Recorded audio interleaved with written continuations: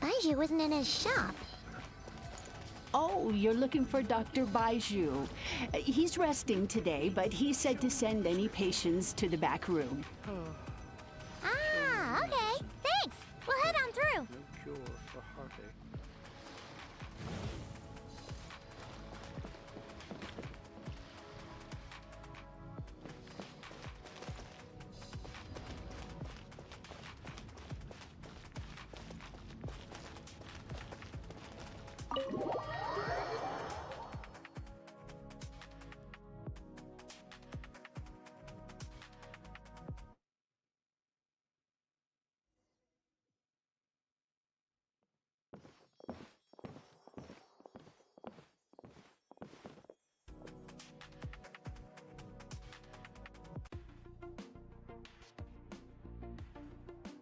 Traveler, Paimon, welcome. What can I do for you? It's the Traveler. He looks absolutely beat these days. He has these huge dark circles around his eyes, like he hasn't slept a wink. And he keeps spacing out.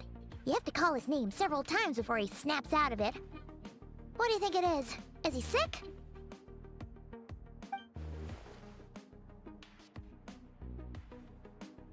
Very peculiar. In all the time we've been acquainted, this is the first time you've come to me with a health complaint. Come, let me take a look at you.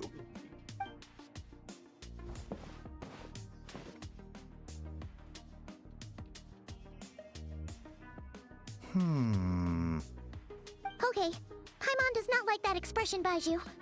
It's not serious, is it? Complexion is good, eyes are clear, breathing is steady, pulse is strong. Physically, you appear to be in good condition, Traveler. In theory, your energy level should reflect that. You should be feeling right as rain.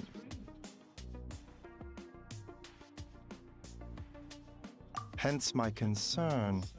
A clean bill of health is usually a good thing, but in this case, it likely means your situation is more complicated. Physical illnesses come with detectable symptoms that can be used to diagnose, medicate, and cure the condition. But afflictions of a non-physical nature, they fall outside a doctor's realm of expertise. Huh? What do you mean, non-physical nature? Curses, dark magic, it's hard to say. It could just as easily be a simple case of mental fatigue. Why don't you rest here for a bit? Whatever it is we're dealing with, clues to your condition are sure to reveal themselves in time. Once we know the root cause, we can administer the right treatment.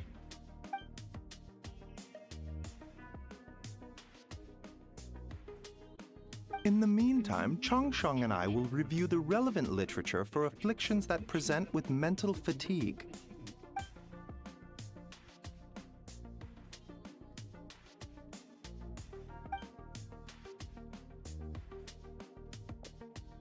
Oh, must be a rare condition if not even Baiju and Changsheng have seen it before. Well, all we can do is take their advice. You look like you're about to collapse anyway. Just get some rest. Paimon will be right here by your side. Fingers crossed you'll be all better when you wake up.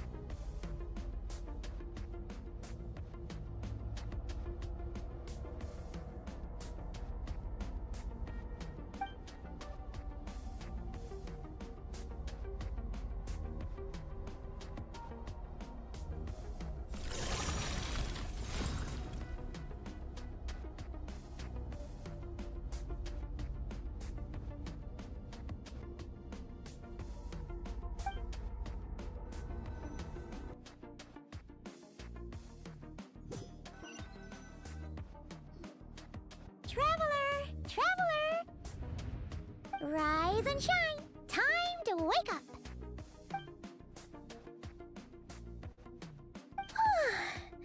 For once, you're making Paimon look like an early riser. It's already afternoon. Hopefully all that sleep did you some good. Feeling any better? A cut? What? Did you scratch yourself in your sleep?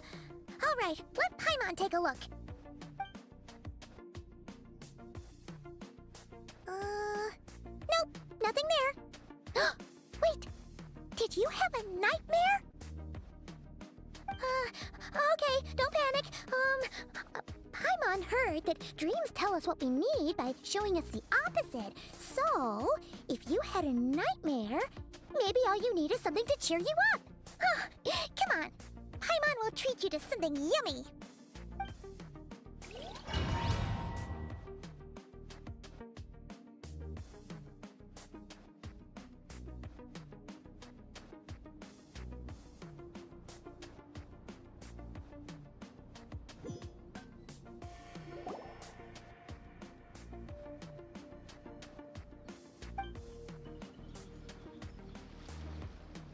What?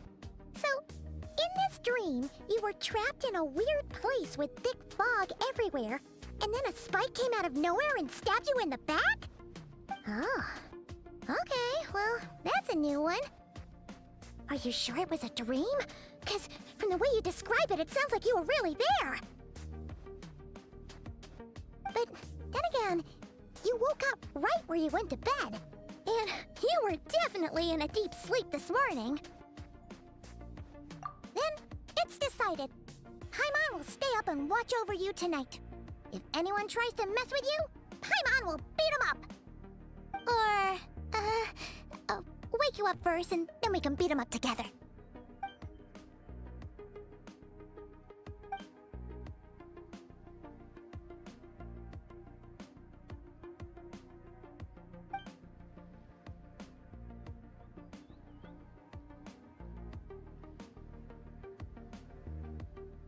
Something is missing?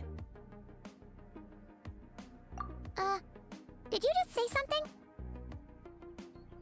The flesh remains whole, but the soul is incomplete. Left unresolved, the mind will wither away along with it. What the? Wait! Paimon remembers you! Your child's master! Skirk?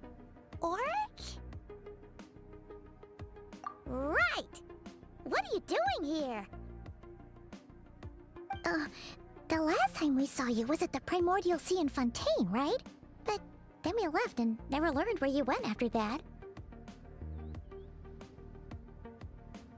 Child's been looking everywhere for you, by the way. What brings you to Wanmin Restaurant of all places? You came here looking for us? And were you the one behind that hocus pocus just now? Tell me, what is it that you saw?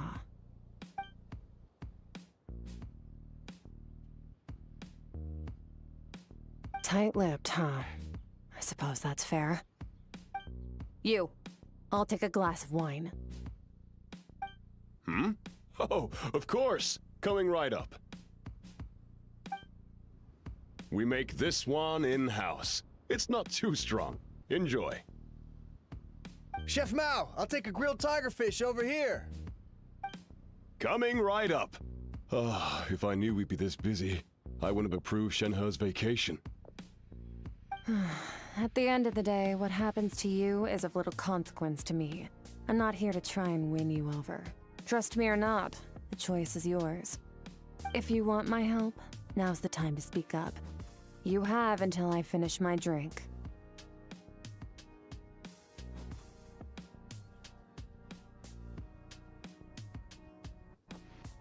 I was investigating an abyssal disturbance in the area and happened to notice you. Part of your soul is damaged, and the wound bears traces of abyssal corrosion. Need I say more? Neither of those things sound good.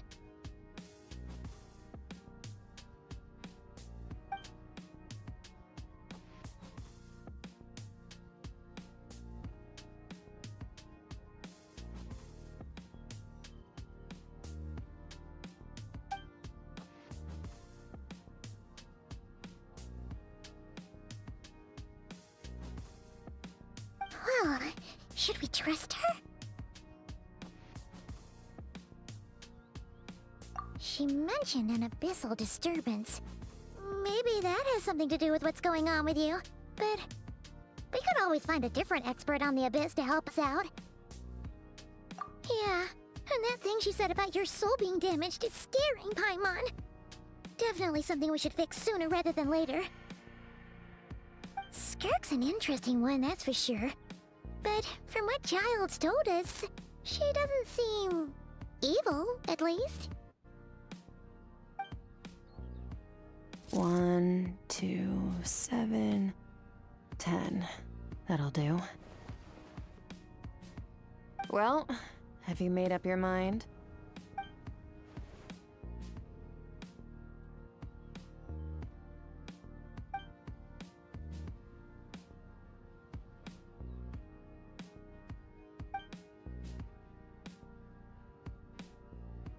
So, that's all we know, Miss Skirk. Ma'am, can you help us? So, you can disperse the fog. I understand. Come find me in the Guili Plains when you're done here. Oh, and I left cash for the drink on the table. Settle the bill for me, will you? Oh, okay. Huh? She disappeared!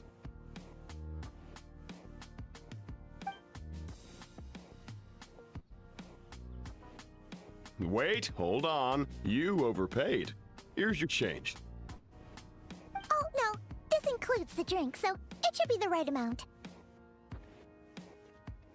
I didn't think you two ordered a drink. We didn't. It was that lady who came and sat with us, remember? You brought it out to her yourself.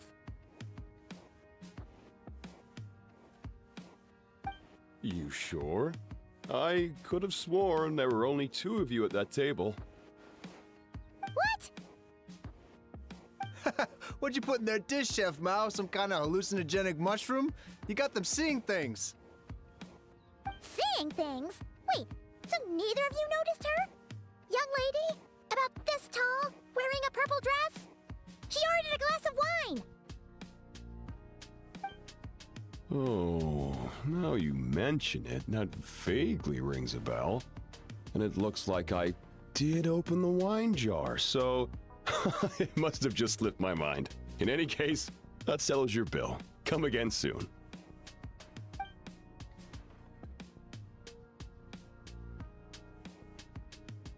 Coming! Okay, what was going on there? It's like they didn't remember Skirk being there at all. Even Paimon was half convinced we hallucinated the whole thing. But that Mora she left for us was definitely real. Oh, this whole situation is giving Paimon the creeps. But anyway, she told us to head to the Guili Plains, right? Let's not keep her waiting.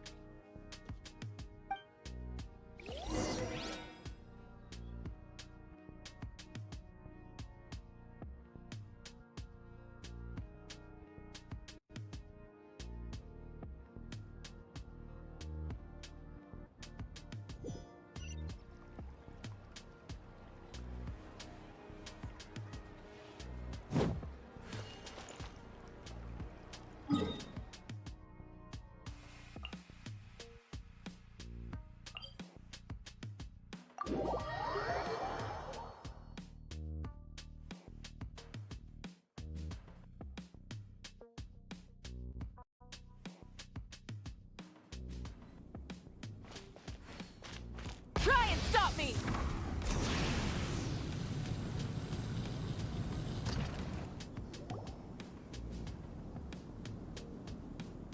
Whoa! What are all these rift hounds doing here? Huh. Looks like they're collecting something. Huh. Let's go check it out.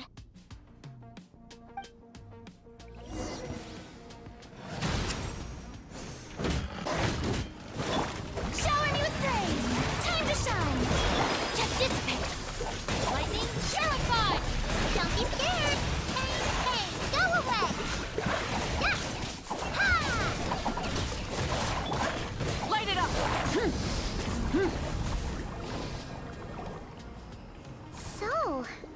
what they were collecting. It looks kinda like... Yeah... What is going on here? From the moment they are born, all beings with great power have an impact on this world. Even if their body is sundered and their soul extinguished, their influence remains. Gods are the most common example of that. The remnants of gods who fell thousands of years ago remain buried deep within the earth, carrying within them a warped will and a dark curse. Together, these remnants form what you call god remains, and it appears that some of those sealed here were dug up and removed. There are traces left, but they're fading fast. Ugh. What are you doing? Nothing! Just wanted to make sure you were... real? She's definitely not a ghost traveler. Paimon poked her, and she's solid. Your life hangs in the balance, and that's what you're fixated on? Strange set of priorities. It was just a trick to avoid being perceived. If someone notices me, those memories are erased. Simple as that. Unlike you, I have no desire to establish a connection with the world. The weak and the lowly have no right to remember me. They're lucky they only have a few missing memories to show for it. Now, can we please get back on track? Okay. Where were we? Right. The god remains. So, basically, there's now less of them here than there used to be, right? Isn't that a good thing? In our experience, god remains are 100% bad news. A lot of terrible things have happened because of them. Maybe it's a good thing by human standards, but power doesn't come from nothing, and it doesn't just disappear for no reason. The remains aren't just gone, they were taken. Very clever, Traveler. You aren't the only one who had something taken from you. There are victims like you everywhere. The only difference being, you can speak, and the remains cannot, so it went unnoticed. Something similar happened in Sumeru. Within the span of one night, countless consecrated beasts were slaughtered, and a large amount of the god remains buried in the desert went missing. Of course, god remains are just one of the targets. The culprit is chipping away at sources of power all over this world, including the Stella Fortuna above. Wait, you mean... the stars? Mm-hmm. 42 of them have died out in the past few months alone. In Conria, people believed that powerful individuals have corresponding Stella Fortuna. Even should that individual fall, their Stella Fortuna would not disappear, but gradually evolve into a new constellation. Yet now, stars are disappearing from the skies entirely, and it's not hard to deduce what's happening to the power they contain. Something has been leeching power from this world like a parasite steals nutrients from a host. And now, it's no longer satisfied with the remains of the dead. It wants you. This time, it only took a fragment of your soul. But next time, there's no telling how far it could go. No one knows. All I know for certain is this. Getting back what you lost will not be easy. Considering how much power this entity has stolen, it must be a god-level being by now at least. But that's not the real concern. Souls are fragile things, and yours could easily be crushed if you go up against it. So you're gonna help us, right? We're going to help each other. You are my ticket to uncovering this thing's true identity. Well, great! You seem super strong, and you know a lot about the Abyss, so Paimon will take it. Don't get all mushy on me. All I'm doing is helping you get back to normal after a sudden crisis.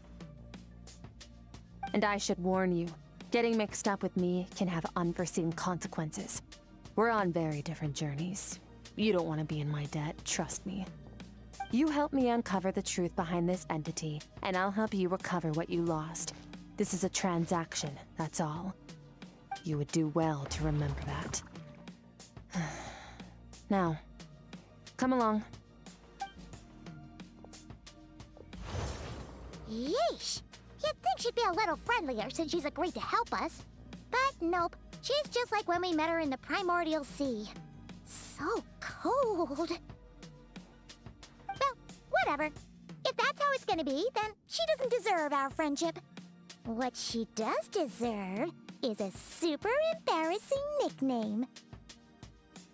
Ah! Paimon's got it! Frosty the Lavender Melon!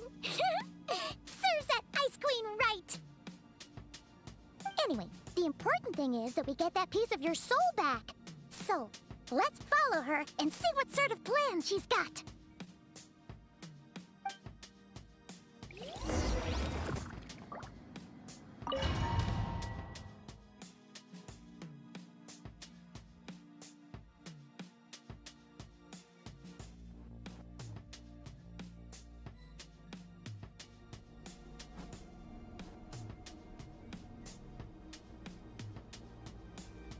Whoa! This place is way bigger than Paimon expected. Where are we? This is where I live. I suppose it's the closest thing I have to a home here. It is. I brought you here because time flows differently in this place. I don't know how much Ajax has told you, but when he fell into this space, I mentored him for 3 months. In that time, only 3 days passed in the outside world. Ajax? Oh, right! That's Child's real name! Yeah, Paimon remembers him mentioning something like that. So, a month here is equivalent to 1 day in the outside world? That should mean we're safe from that power-hungry soul snatcher for now, right?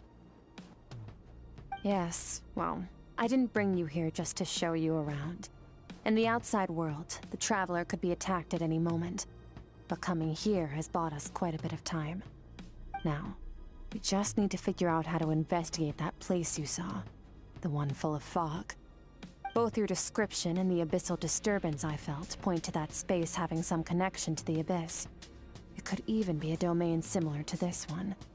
The thief who stole that fragment of your soul is hiding there. But the abyss is a chaotic and turbulent place. If we want to pinpoint their location, we need to see what that space looks like without the fog. Abyssal power can grant a special form of sight. Have you ever wielded abyssal power before? Okay. Do you plan to learn? That tracks. All the information you have suggests the abyss is something sinister, and that abyssal power is a wild and dangerous force that always spells disaster. And you're saying that's not true? Depends on your perspective. Floods and hurricanes take countless lives too. But if one day you gain the power to control them, what was once a calamity is now just another tool in your arsenal. I'll respect your opinion, though. Just means we have to turn to the second best option. A little abyss crystal that contains my power. Wear it on your head, and we'll be able to perform dream mirroring when we fall asleep. Dream mirroring? It means experiencing whatever the other person is dreaming. Everything they see, think, and feel. Since you haven't studied the art of using abyssal power, and have no plans to jump in the deep end right now, I'll have to do the investigating for you. With dream mirroring, every time you slip into a deep sleep, I'll see with my own eyes whatever scene plays out in your mind.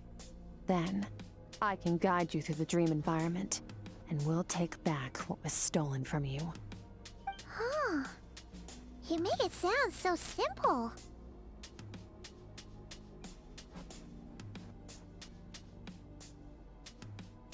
Tough to say.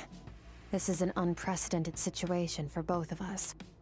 Even assuming we do manage to find where this entity is hiding. Like I said, getting your soul fragment back won't be easy. To play it safe, I need to give you some special training first. Wait, you're gonna teach him some of your martial arts? Does that mean the next time we see Child, we have to treat him like our senior? Do as you want.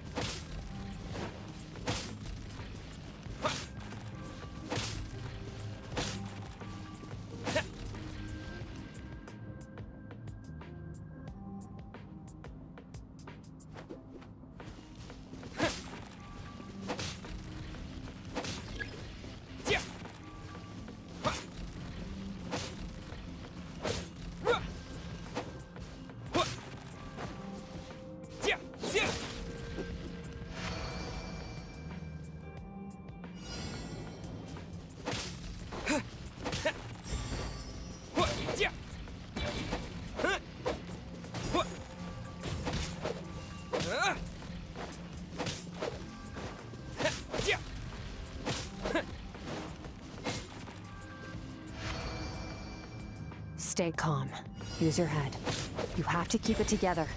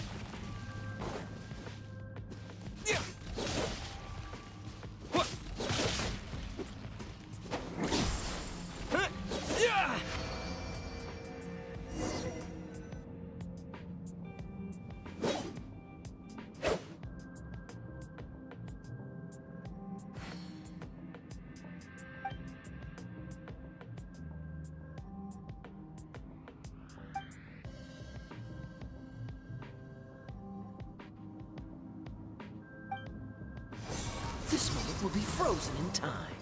Cut to the chase.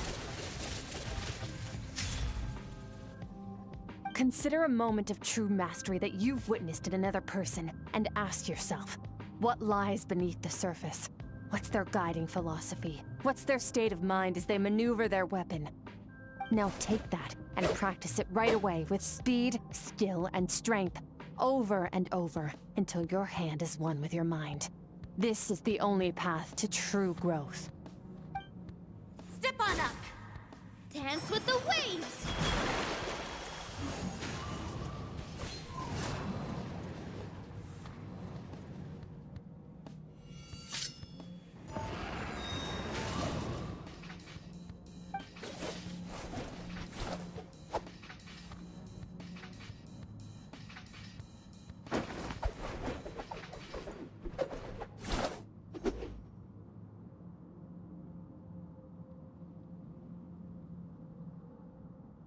If you start to tire, empty your mind, but do not stop. Stay in that frame of mind as you keep up the fight. Get rid of all redundant movements. Imagine your sword is an extension of your own body. Wield it just as you wield your arms, hands, and fingers. 'Twas on a deserted, moonlit night that the hero approached the vile dragon's limpid lair. Ring cutter! Feathers fleeting wet, the white heron treads water, a sight without flaw. Master of Inazuma Kamisato art Tachijutsu.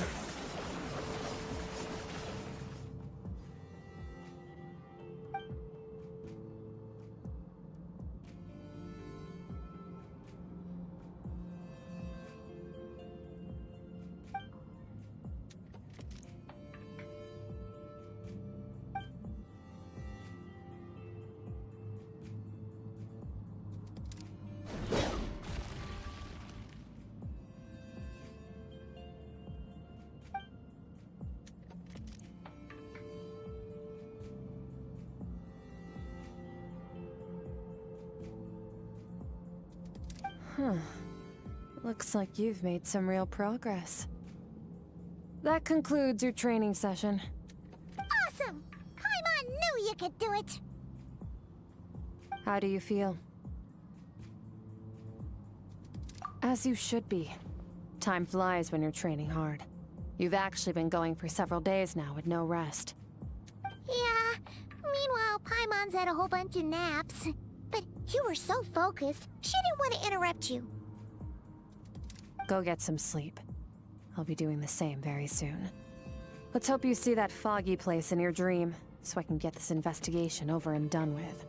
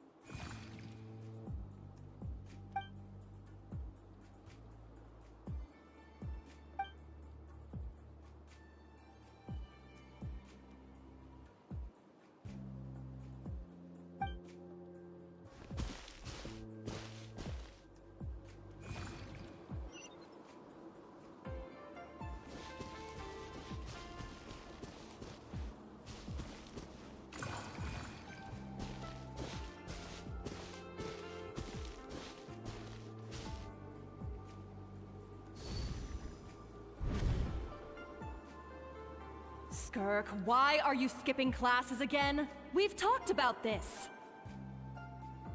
'Cause he's a crabby old man, and he's a boring old man. I don't like going to his classes. Excuse me. You shouldn't talk about your teacher like that. It's very disrespectful. All right, let's not get into a big fight about this. Skirk's learned what she needs. There's no point forcing her to sit through more classes if she doesn't want to be there.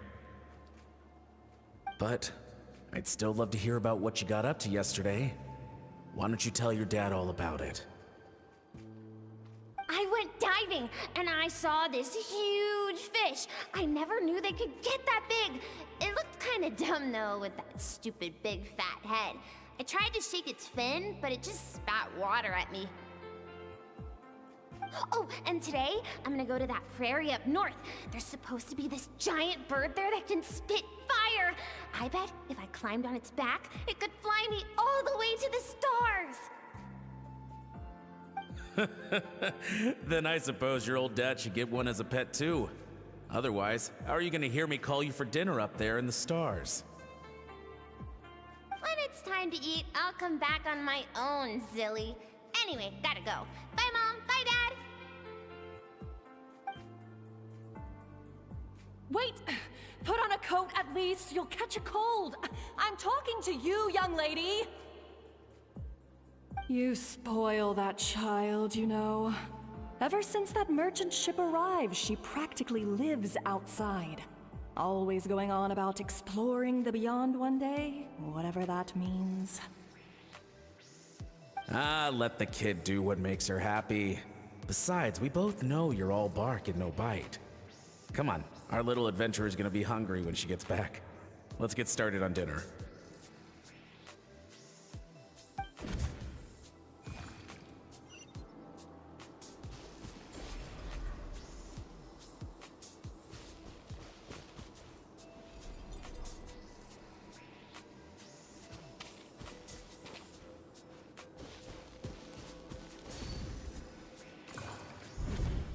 The stars shimmer high above.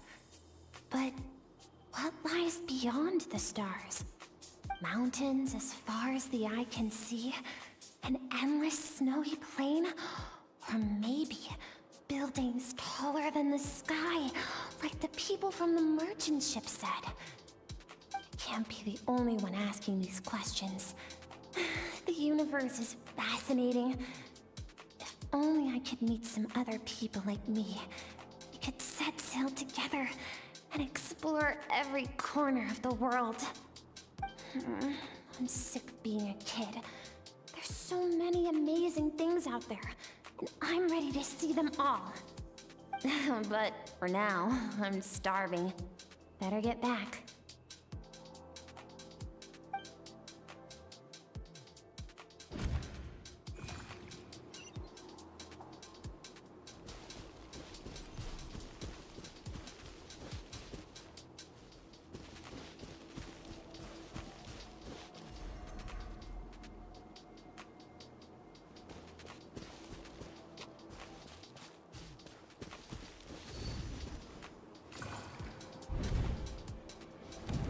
Don't let a single one of them get away!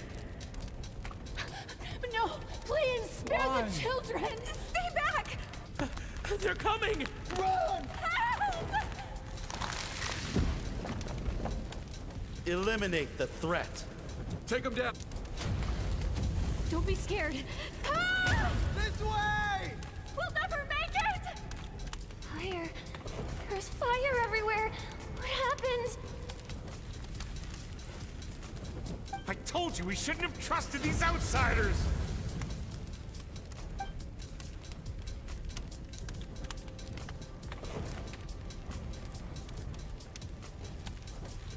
Why are you doing this? What did we do to deserve this? We welcomed you with our finest food and drink, showed you the best our home has to offer, gifted you cloth dyed by our own hands. And this is how you treat us? Run! Save yourselves! Captain, Zone 3 is clear, and we have Zone 2 surrounded. Begin extermination. Remember the orders from upper command. No one is to be left alive. Rest assured, sir. We have enough munitions to annihilate these savages and burn their entire civilization to the ground.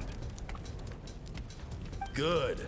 The only ones who put up a real fight are that man and his wife, correct? What's their status? We shot the man in the ankles and the wife broke her wrist attempting to fight back. They won't be doing much more fighting. They're holed up in their home for now, but they won't last long. To prevent them from making some kind of last stand, we're planning to clear out the other zones first so we can send a bigger squadron to surround them.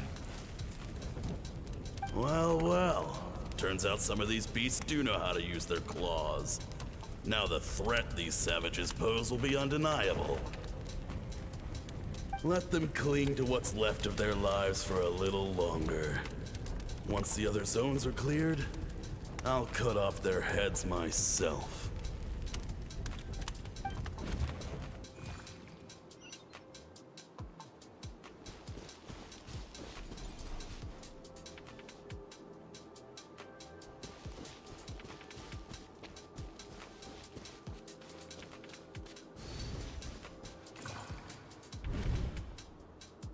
Dad?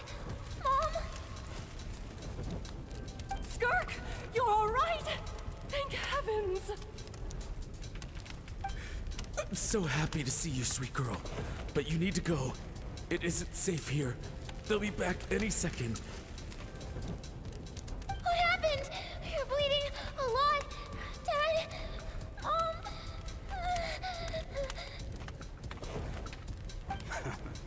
This is the place. Alert all units. Prepare to surround. Run, Skirk! Run as far away as you can. Don't trust anyone.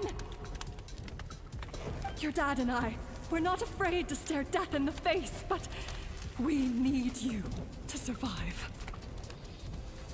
My clever girl, so curious. You're already so brave. I know you're going to grow up to be such a positive light in this world. Whenever you miss us, just play this song. Remember, life is a gift. Don't let darkness claim it. Break down the door! Look what we have here. A savage that can pluck a tune. Well, the show's over.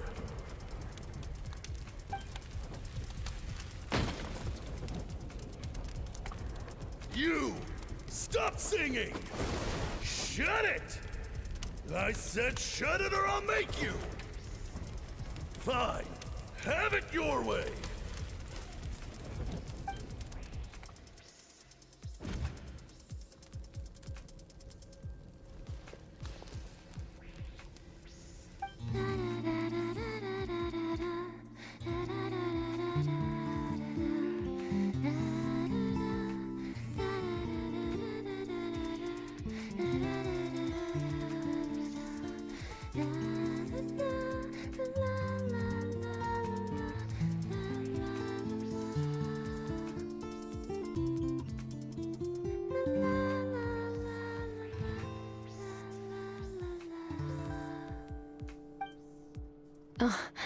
You're awake? I found a few clues while you were asleep, but it's only a start. Now, time for the second stage of your training. This time, the focus is elemental energy. Come find me when you're ready to begin.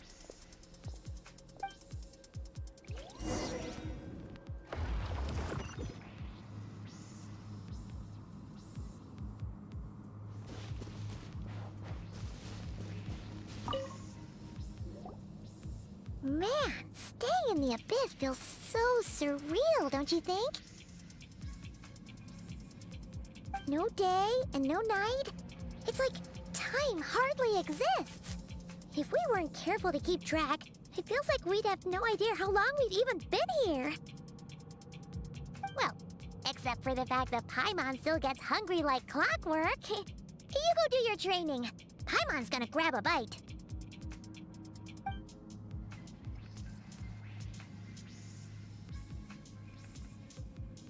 The way I see it, the pursuit of power is divided into 3 stages. The first is mastering the use of standard weapons. Next is learning how to harness natural energy. And after that, you're free to challenge even higher dimensions. The natural energy of Teyvat is, of course, elemental energy. But that's not my area of expertise. I draw from a different source of power. Abyssal power, yes. Also known as the power of the Void Realm. My master, Sertologi, is a true expert in that area. After all, he was one of the group of 5 that infamously stole the all-encompassing power of the Abyss. An act for which the people of Conria gave them the epithet, the 5 Sinners.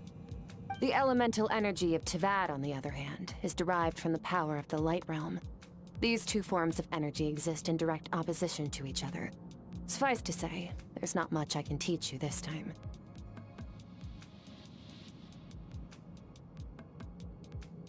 A keen observation, traveler. Call it respecting local norms.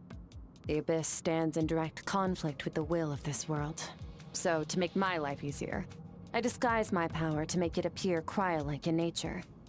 It's a technique I learned from some Conrian ruins, known as the 7 Shifting Serpent.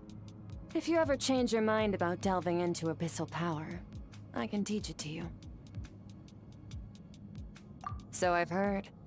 You seem to have a knack for removing abyssal power. But is purification really what's going on there? Like I said, power does not simply disappear. Just thinking out loud. Let's focus on your elemental training. That's what's gonna help us if the situation gets tricky. True growth comes from adversity, but only if you make the choice to pick yourself up again every time you fall. So, it's time to push yourself to the limit, and then keep pushing. This is the only way to advance at pace. Use the power of Animo to clear the field as fast as you can.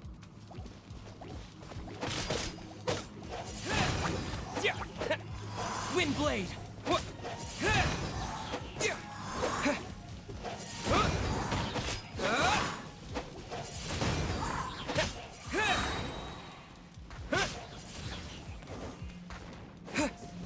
Disappear!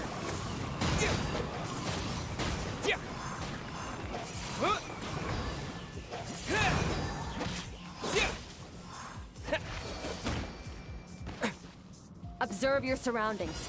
Look for things you can use to tilt the scales of success in your favor.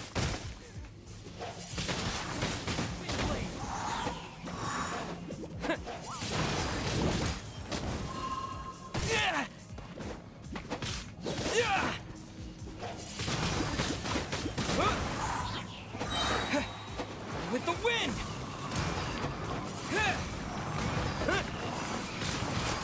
Windblade!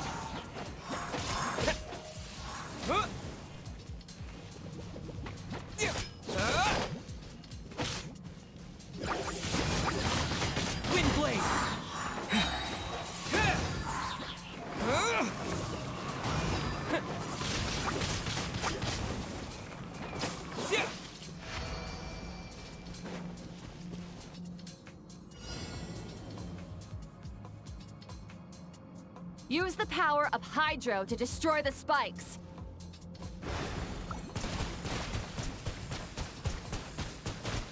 Go!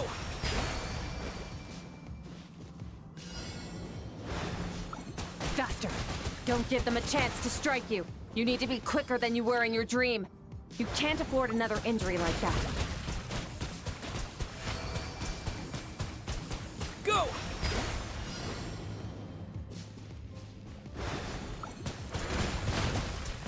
Go!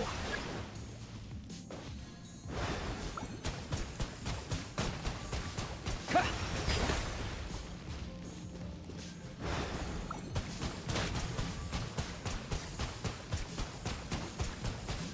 Go!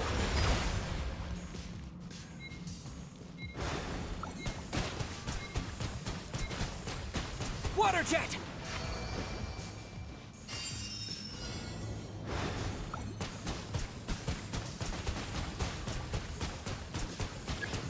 Water jet!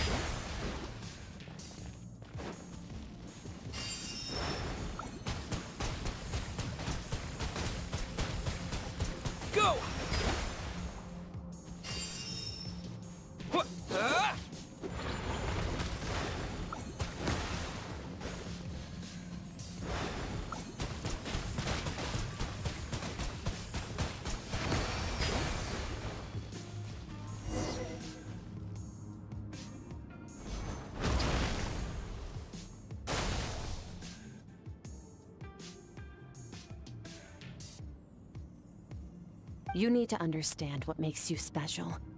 The ability to wield elemental energy without a vision and switch between the elements at will. It means your aspirations need no approval from the gods. Your power is not bound by the rules of this world. So be bold. Do not be afraid to chart your own path.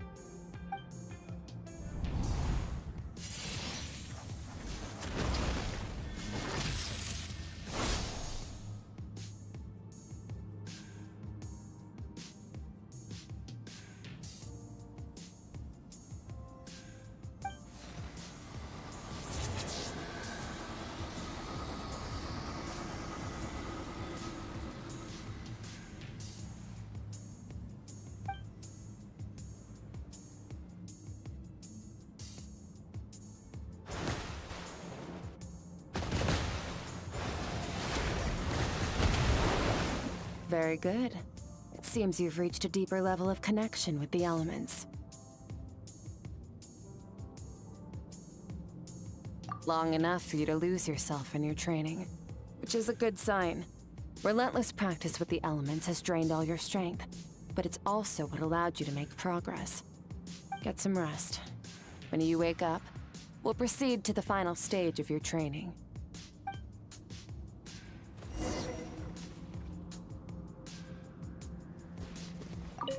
If you wish to master the elements at a fundamental level, you must see the entire natural world. Nature in all its places and forms. That is part of what it means to be a traveler.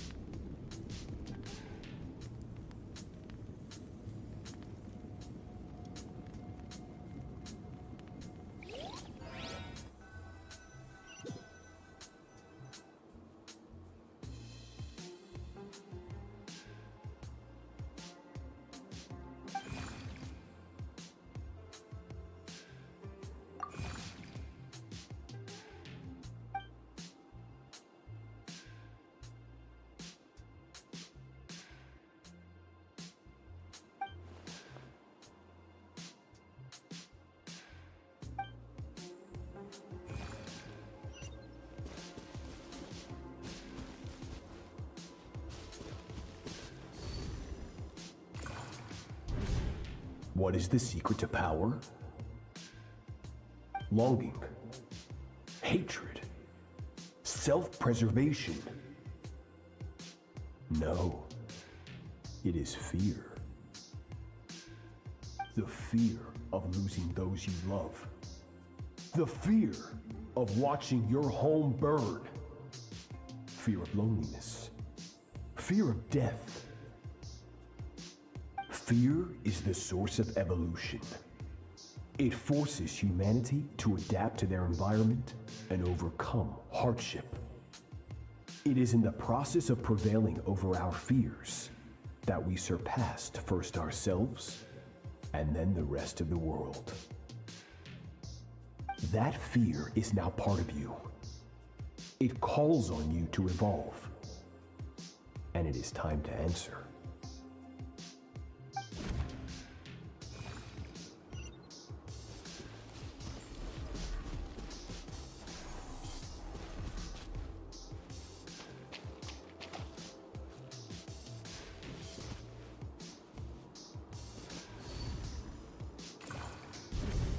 Any minute spent missing home is a minute wasted. Practice your sword work instead. Do not make me tell you twice. But, Master, I can barely lift the sword anymore. If I keep going, I feel like my wrist is going to break. So it has not broken yet. Then pick up your sword and keep practicing until it breaks. I want to hear the cracking and splintering of bone. After all, bones can always be reset.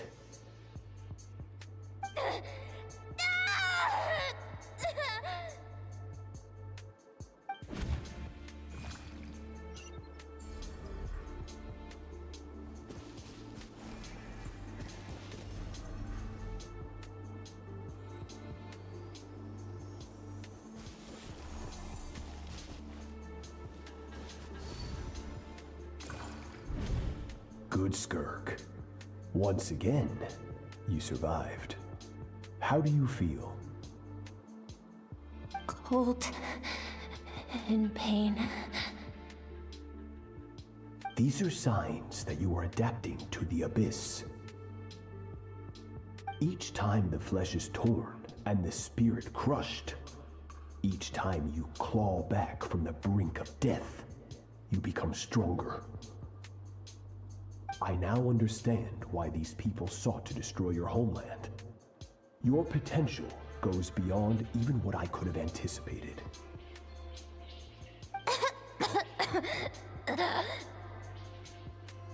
But you still have much to learn in your pursuit of strength. Your mind is rife with distractions. From now on, I shall show no mercy in your training. You must learn to shut out all the pointless emotion, crush the self that makes you weak, and become master over your physical form. Get up, Skirk. Wipe the blood off your face. Cut away the rotten parts of your flesh. And mend what is broken. Then take up your sword.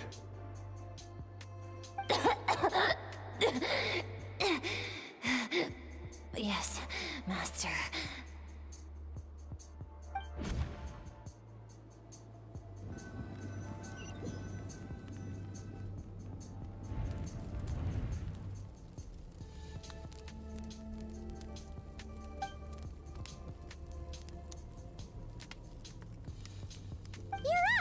Hopefully you got some good rest. Skirk said to tell you that she's ready to start the final stage of your training whenever you are. So, want to head over now? Or did you want to wait a little?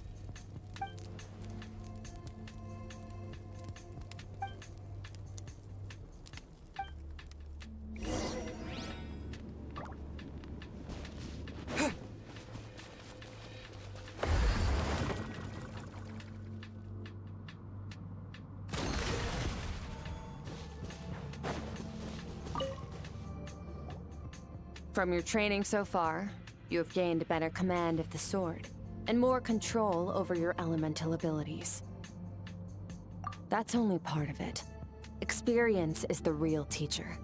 Your journey, the friends you have made, the dangers you have faced. These have taught you more than I ever could. Now, it's time to focus on how you react under pressure. You must be able to think rationally, even in unpredictable combat situations. To simulate this, I'm going to attack, and you're going to block. Ready?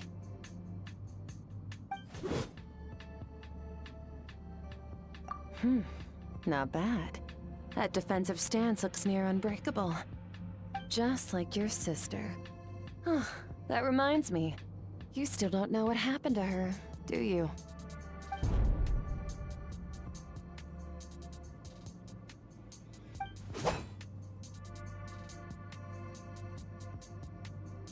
Hey, no fair! That's cheating! You think every opponent has the same moral code as you? You can denounce their deplorable methods all you want. But only if you live to tell the tale. The dead don't get to complain. Strong emotions will always arise in combat. Anxiety, anger, fear. But a true warrior is never at their whim. Only when— How amusing. Almost sounds like you think you know me. But you don't. You can choose your own path. We are not the same. Let's begin. Try to use reason over emotion. Make the most rational and advantageous decision in any given moment. This is your final training session. Look alive. Same drill as before, but this time I'm going to interfere. Hold your focus.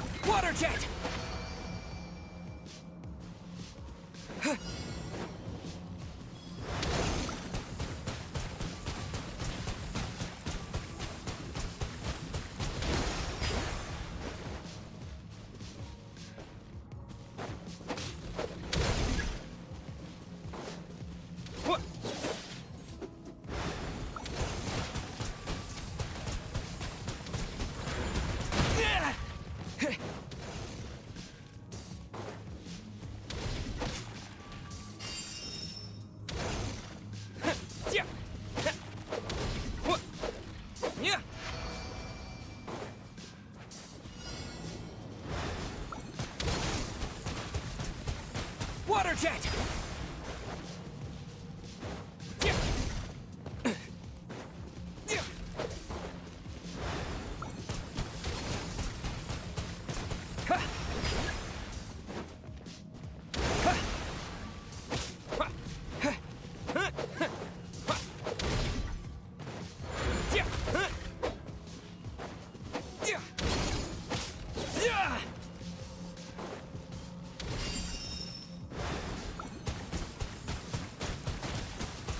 Go!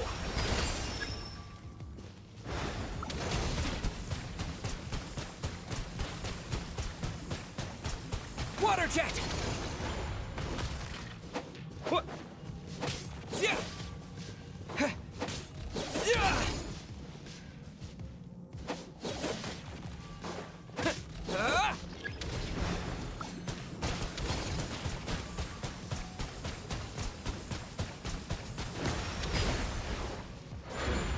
Go! Yeah! Yeah!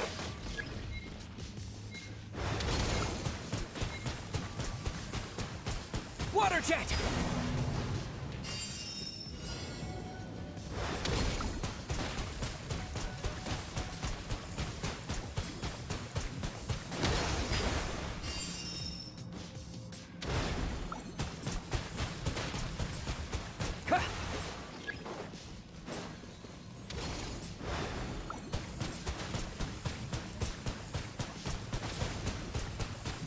Water jet!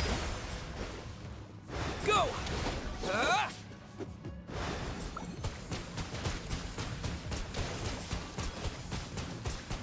Water jet!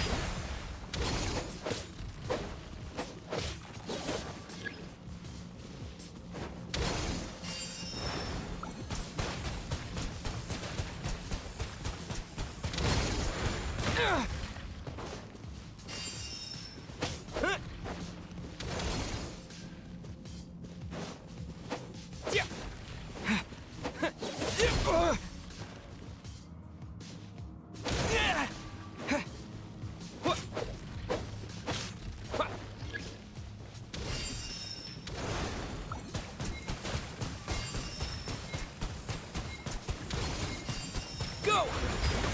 Not bad. Better than I expected.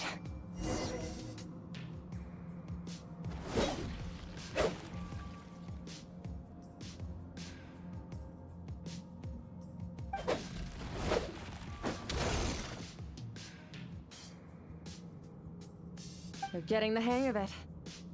The first step to controlling your emotions is controlling your mind. You want a unified train of thought. It all comes down to focus.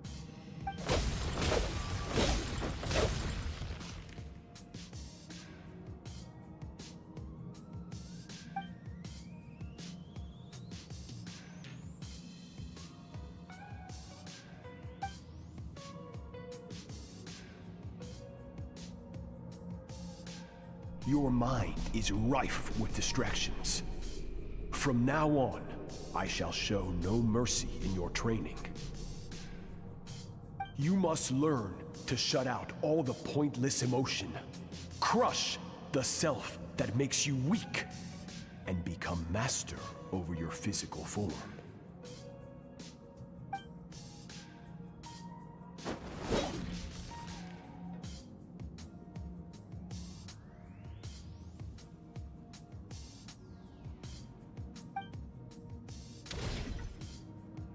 Stop. Let's pause here. One look, and I can tell your mind has wandered. That's to be expected. There's a limit to how long a human being can concentrate on one thing. Staying calm and focused sounds simple in theory, but in practice, it's more demanding than sword work or elemental abilities.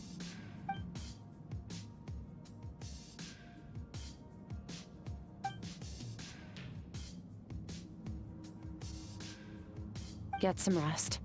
No point training further if you're already dead on your feet. Like I said at the beginning, the only goal of this training is for you to reach a point that you're satisfied with. You managed to push past your limits, which is a good start. You can be proud of that and sleep well knowing that you've earned it.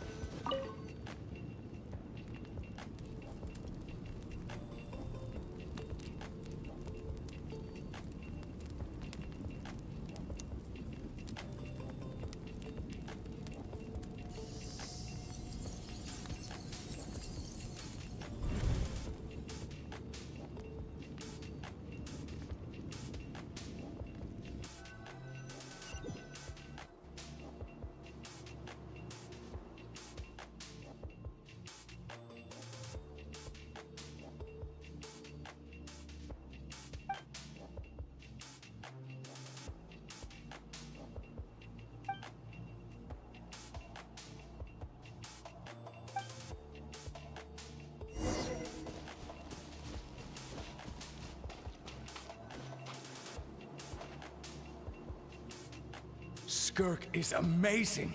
She faced down that terrifying giant and cut its head clean off. Oh, she got hurt though, didn't she? I heard it was pretty bad. Yeah, well, that's a given. But the moment she was on the mend, she got right back to practicing her sword work. I heard Master suffered a grave injury once too. Lost an arm and a leg and still came back stronger than ever. Skirk's becoming more like him by the day. Oh, incredible. I wonder if I'll ever reach their level. They're always so resolute, so unshakable.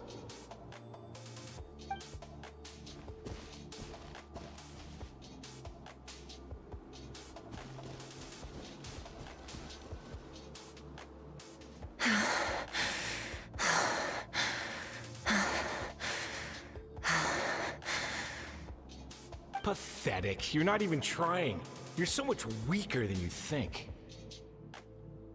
Skirk, have you become a positive light in this world?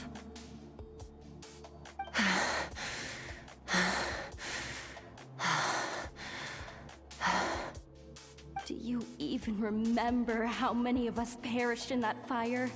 How many bodies were left to rot on the scorched earth? Yet you alone live on. Keep your gaze fixed on your blade. You don't deserve to rest.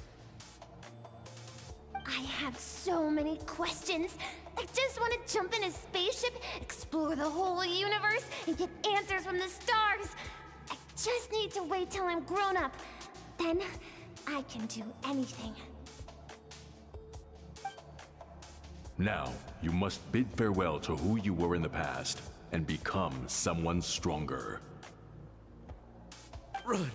Skirk, run! Only death awaits us here. Keep running, and don't ever look back.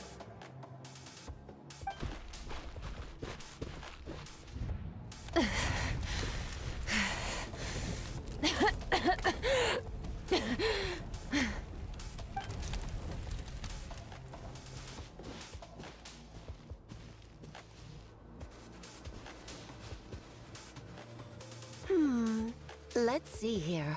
First things first, you need a new identity. Going around telling people you're from somewhere beyond the stars won't do, now will it? How about saying you hail from beneath the earth instead? As the Conrian saying goes, venturing out into the universe and down into the abyss are the same in that both are braving the dark unknown. Well, I'm a visitor on this planet, so I'll follow the rules. Ah, splendid. That saves me quite a bit of trouble. Let me offer you a piece of advice in return, although it might not be what you want to hear. I know the pursuit of strength is important to you, but taking a moment for yourself every once in a while is never a bad idea. Ignore her existence for too long, and there will come a day when you can no longer hear her voice.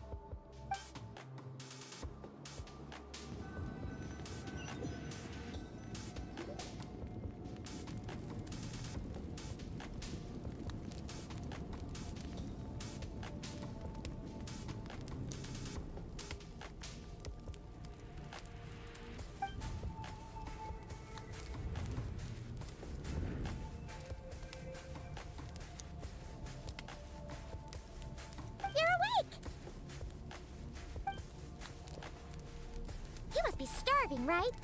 Ta-da! A barbecue feast just for you! Of course you are! That's why Skirk and Paimon got this all ready for you.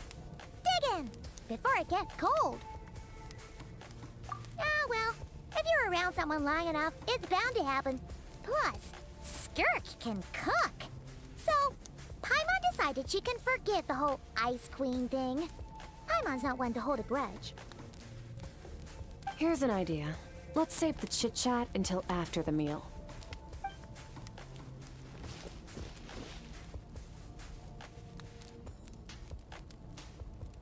Ugh, so full. Okay, it's Paimon's turn to sleep now. Wake her up when it's time to go.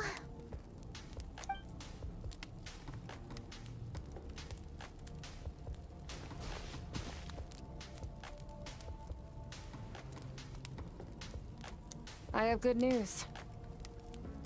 First, your training is complete. You have what it takes to wield immense power. Now it's just a matter of putting it into practice. Continue to learn from your journey and hone your skills against formidable opponents. Second, I've located the culprit we've been searching for. Next, we just need to retrieve the missing part of your soul, and our business will be concluded. When Ajax trained with me, he once told me he was bursting with questions. So I allowed him to ask me 3 of them before he left. You and I may never meet again, Traveler. So if there's anything you want to ask me, now's your opportunity. Just like Ajax, I'll answer 3 of your questions.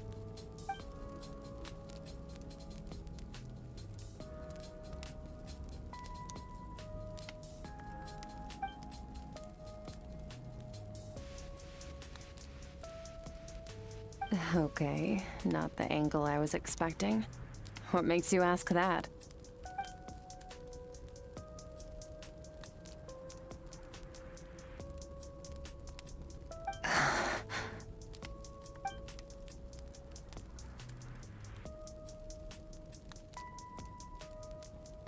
I knew that was a possible side effect. Closed off my mind to you for that exact reason. Even with the dream mirroring, you should have seen nothing but endless darkness.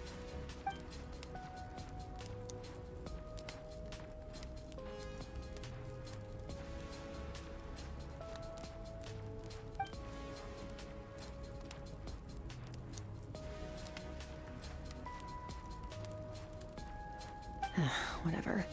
Must have been a flaw in my execution. I shouldn't be too surprised. Due to some recent circumstances, my self-control has been lacking as of late. Since you've seen what you've seen, there's no reason to hide the truth. All I ask is that you keep it a secret. No, I'm not from Teyvat. I'm from a different planet. And there was a time when I journeyed through the stars. A lot like you in some ways.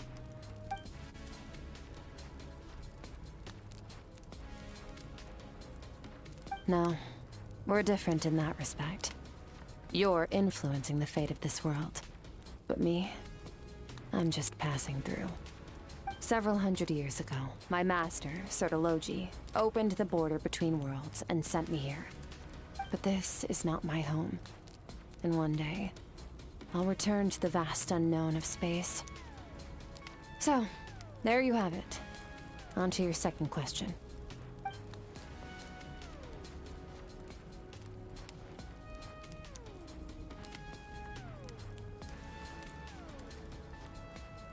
To become stronger.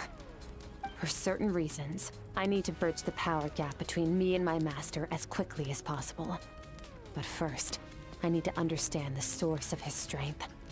To do that, I need to follow in his footsteps, walk the path he once walked, and somewhere along the way, I'll find out how to defeat him. That is my sole focus and purpose. Okay. You have one question remaining.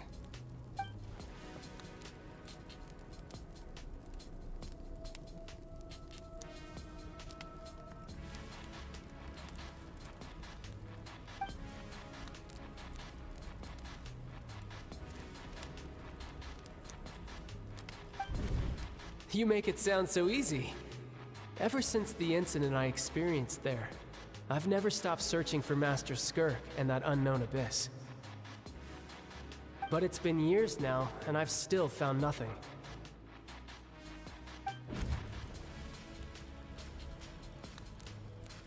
Well, your last question?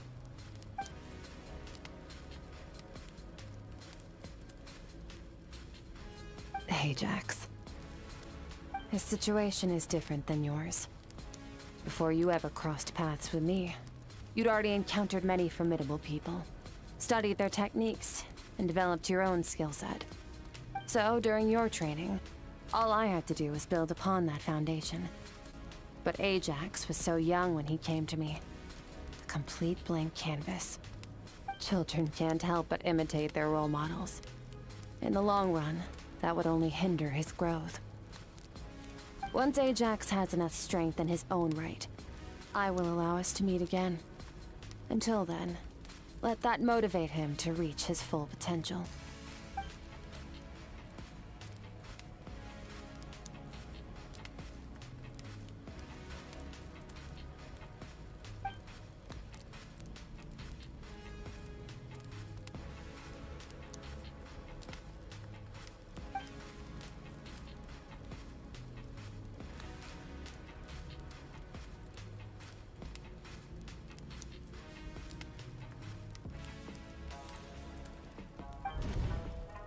Unlike you, I have no desire to establish a connection with the world.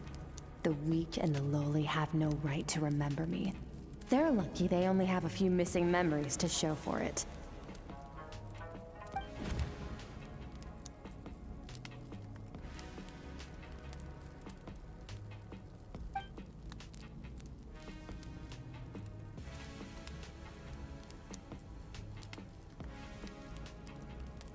Wake up your companion.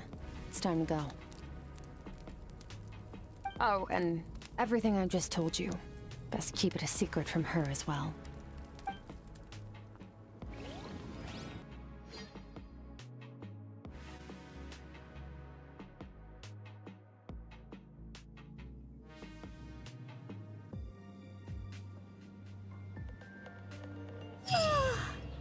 Time to go.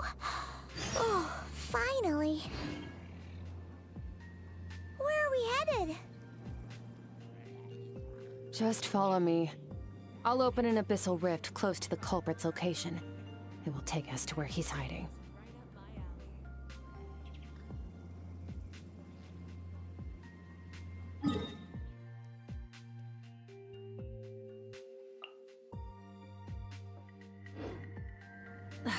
Instead of confining themselves to the heavens, God should broaden their horizons in the world below.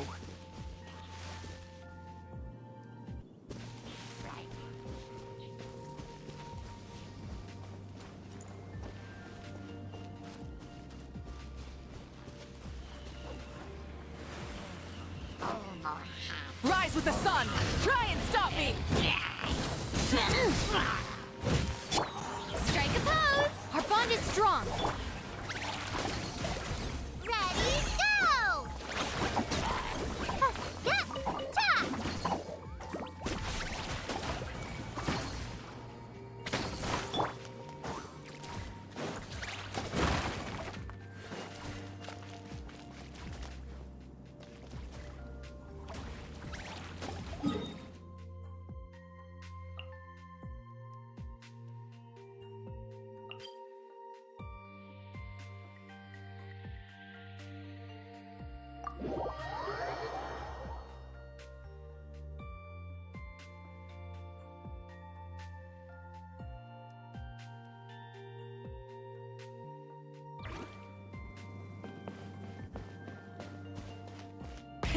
Rev the engines!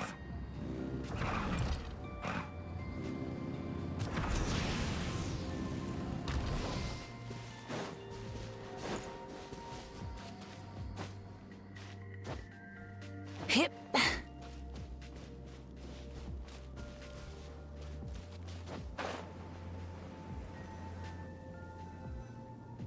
Wait, this is near the chasm, right? Yes. If we enter from here, we'll be able to reach that place from your dream. You have some experience with abyssal domains by now, but still, this is someone else's territory. Best to proceed with caution. Don't worry, Paimon's an expert at hiding behind other people for safety. Oh, but, that means you need to stay safe, traveler. All right. Remember your training. Time to put it to use.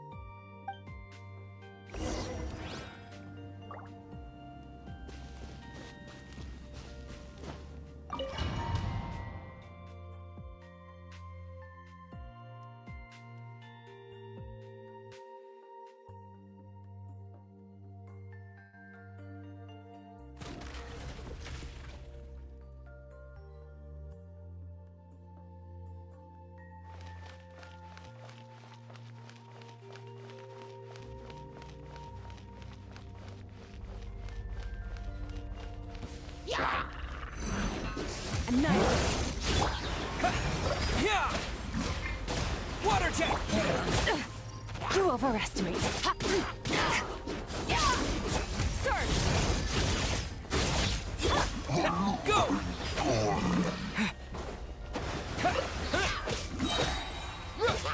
Water jet! Annihilate. Mine to wield. Wipe out!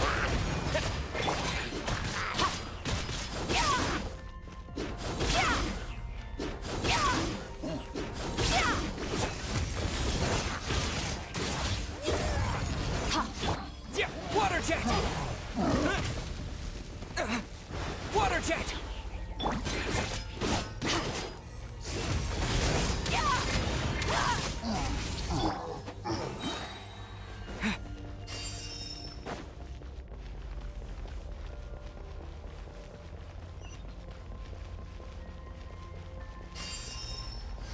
Whoa! Look at all these spikes! Careful! Don't get hit! You know what? Paimon's just gonna float behind you. Come on, you got this.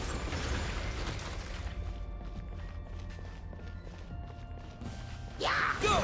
Bombs away! Extinguish!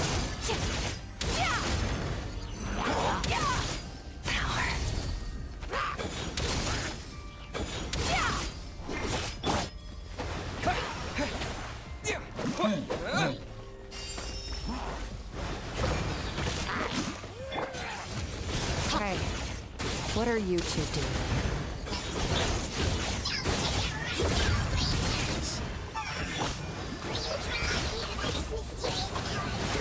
Dusty. Like an abandoned house. Let's press on.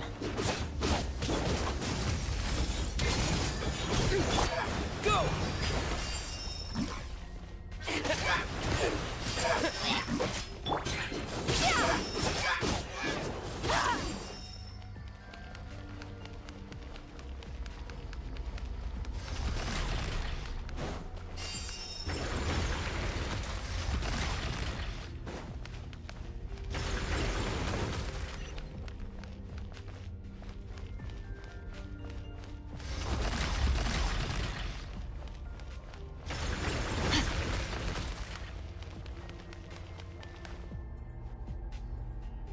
Oh, looks like this is a dead end. Did we make it to his hiding place? Ugh, this fog is making it impossible to see anything! This should be the place where you were attacked, Traveler. The missing part of your soul should be nearby. Can you sense where it is?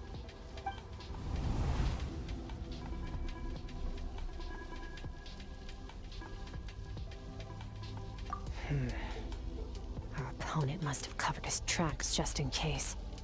Otherwise, you should have sensed it much more strongly. Hold on! Look! The spikes are back! Stay calm. Let's hold back a little.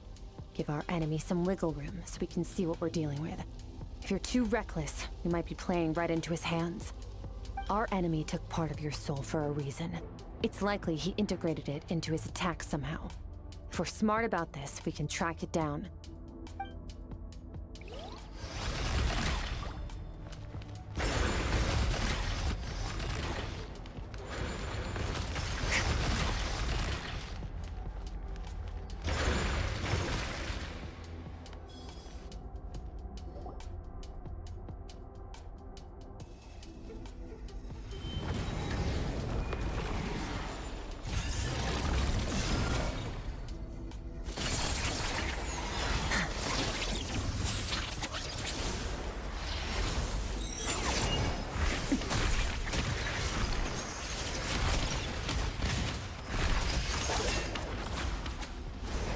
From the start, the attacks have been focused on me.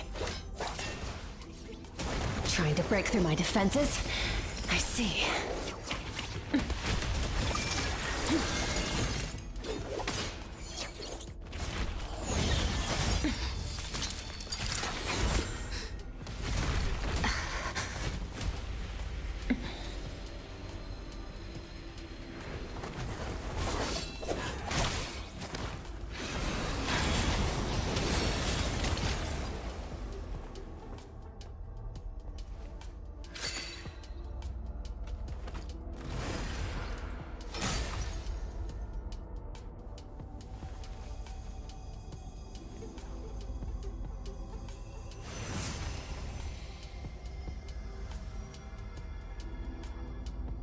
There. I got it back. Traveler! Skirk! What happened? It looked like Skirk just got...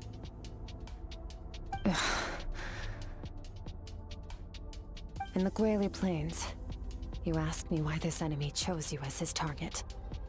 Now, the answer is clear. It's not just the fact that your strength is impressive.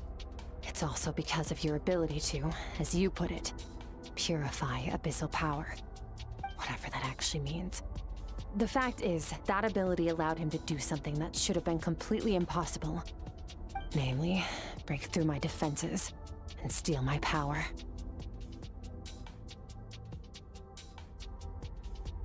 No, he couldn't have known I'd come to his domain. He only stole your soul fragment because he knew the value of its power. I doubt he expected it to come in handy so soon. Call it fate if you want. I believe that's the term they use in this world for arbitrary coincidences like this. In any case, it works to our advantage. Once I realized what he was using that power for, it gave me the chance to get back what you lost. I'll cope.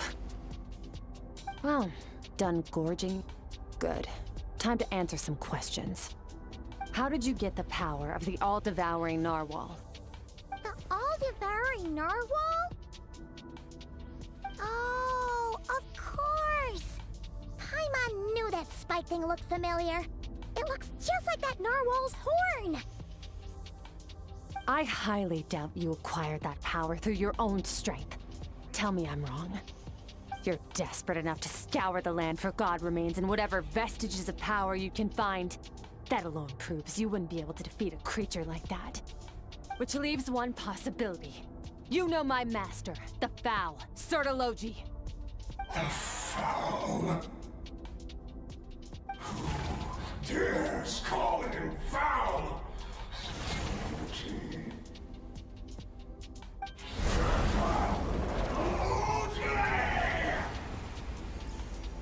What's wrong? Bit off more power than you can chew? You're struggling to hold a basic conversation. Just a little longer. I'm still...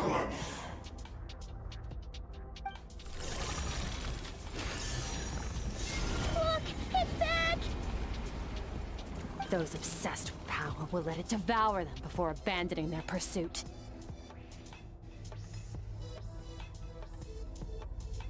Keep calm and use reason to decide the best course of action.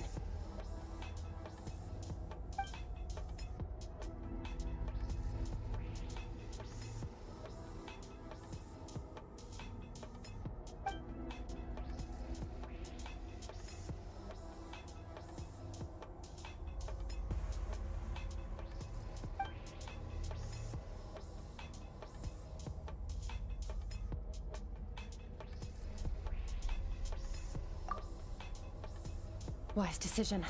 Final victory doesn't always come after a single battle. You've got your soul fragment back, so we both got what we came for. Let the enemy draw breath while he can. It won't be for long. Get us out of here, Traveler. You'll need to lead the way this time.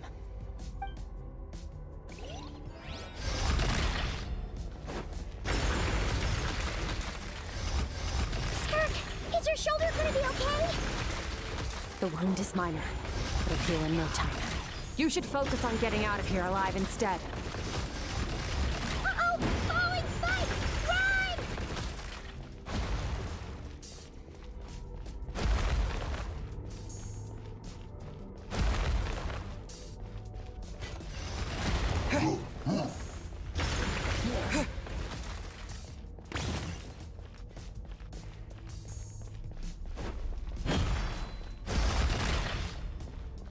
Watch out! Looks like this place is about to collapse!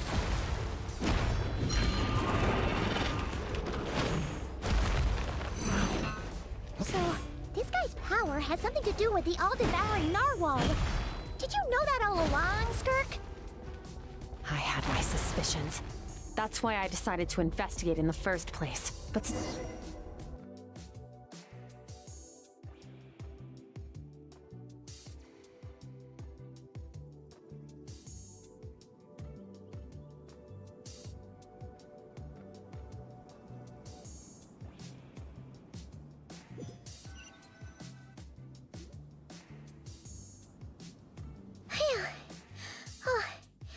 should be safe here, right? I no longer sense his presence. Can't have followed us out of that abyssal domain. Weaklings like him will find that my power is not so easily controlled. He won't be leaving that place until he's managed to digest it.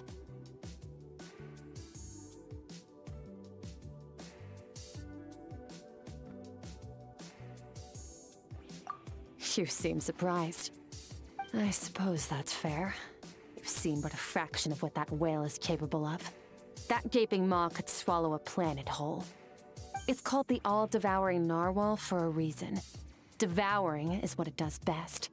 It can extract power from anything, dead or alive, as long as it manages to make physical contact. Yeah. When we had our run-in with that thing, Neverlet mentioned that it has an instinct to devour. Your dragon friend recognized the nature of its abilities and used the power of Hydro to protect you. That worked because it was in a satiated state, so it was somewhat less aggressive than usual. It's a different story when it has no more power to feed off of. That's when its true voracious nature kicks in. It could devour everything on the planet in that state, which is why I cast it into that void space. But I hadn't counted on there being anyone left on this planet capable of wielding its power. To me, that says he must have encountered the whale a long time ago. Meaning, he must have known my master. Exactly. It told me everything I needed to know. Hence why I said we both got what we came for. And I believe that brings our transaction to an end. Now that you're whole again, you can get back to your own journey. I'll handle the rest of this situation myself. No way! We can't leave now! Something was stolen from you because of us! We have to help you get it back! This isn't my first taste of failure or losing power. When you fall, you get back up again and become stronger. That's how it is. But what if that monster finds you before you're all better? Plus, how are you gonna get home? It's not like you can just go swoosh and open a door to the abyss again. Not without your full strength. So, sticking with us for the time being doesn't sound so bad, does it?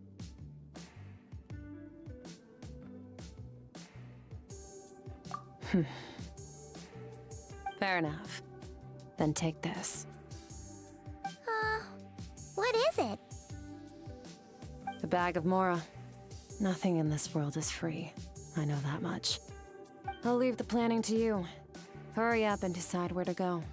We shouldn't linger. We should take Skirk somewhere she can rest. But where?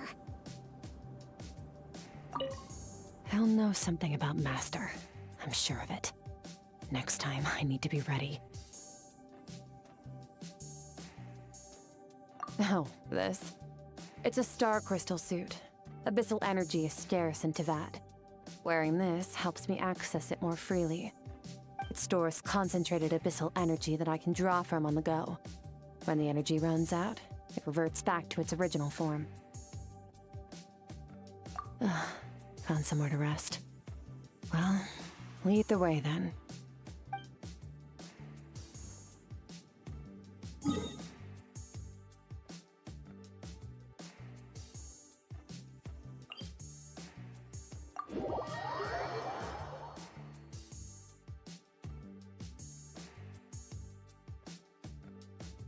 Paimon gets the feeling Skirk wouldn't like being around a lot of people.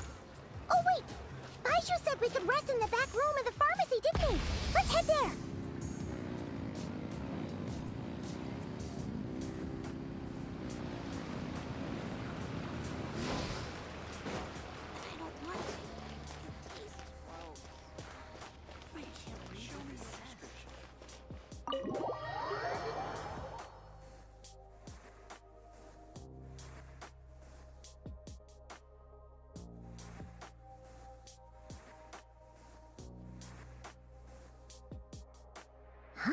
This bag from Skirk has a ton of Mora in it.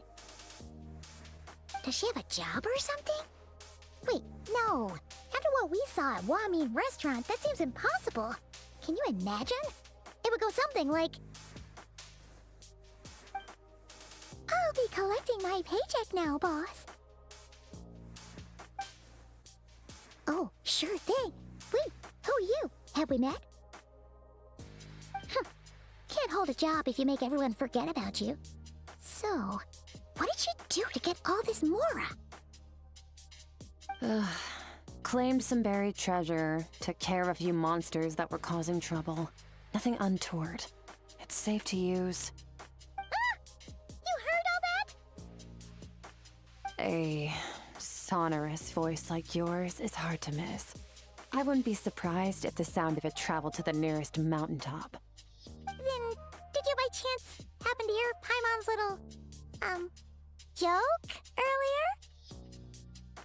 You mean when you called me Frosty the Lavender Melon? No, sorry. Paimon totally misspoke just now. She didn't say that at all. It was, a Paimon lookalike. Yeah, she's a piece of work, that one. Always impersonating Paimon and giving people weird nicknames. Okay, fine. The truth is, Paimon didn't like you all that much at the start. But things are different now. You helped the Traveler in a big way, so... What do you say? Friends? Ugh. I noticed there was only one bed. Go ahead and get some rest. Wait, what about you?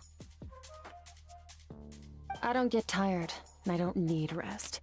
I'm going to practice my sword work. That should help me regain some strength. But your shoulder... Hey, don't just leave! Ah, whatever. Let her tire herself out. She'll come back eventually. Let's get some sleep, Traveler. That comfy bed is calling, Paimon.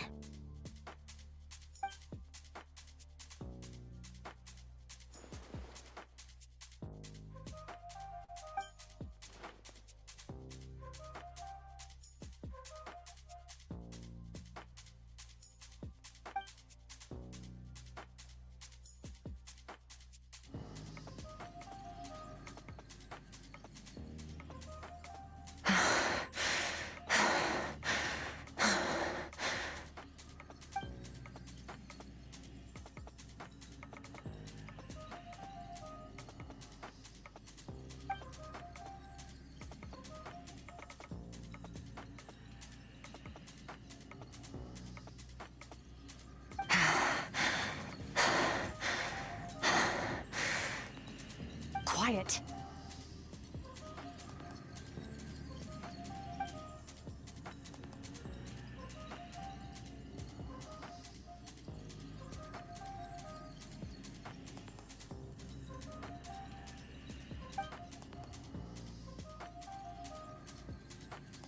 Do you even remember how many of us perished in that fire? How many bodies were left to rot on the scorched earth? Yet you alone live on. Keep your gaze fixed on your blade. You don't deserve to rest. Run, Skirk. Run! Only death awaits us here. Keep running, and don't ever look back.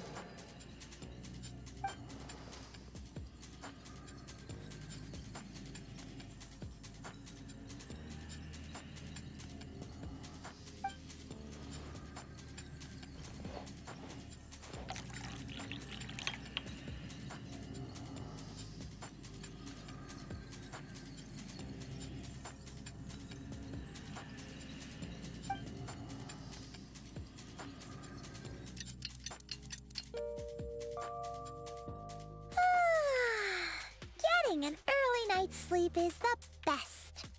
That bed was so comfy. Wait, Skirk? Have you been sitting out here the whole night? The bed's all yours if you want it.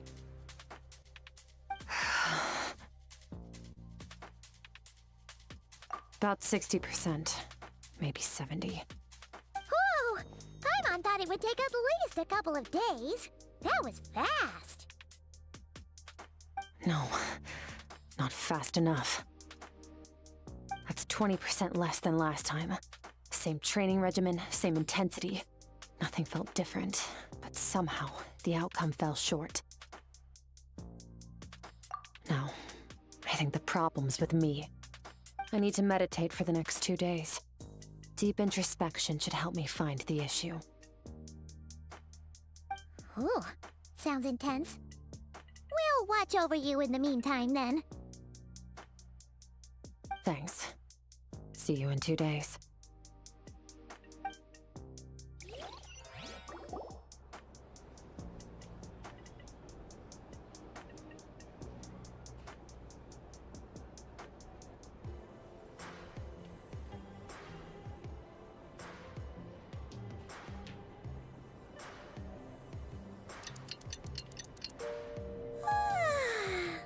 Morning! Skirk is still meditating, huh? It's been 2 days already. Shouldn't she be awake by now? Paimon can't think of anything we can do to help. Oh wait! Breakfast! That's it! Paimon will go get breakfast! Skirk is gonna be starving when she wakes up. Be right back.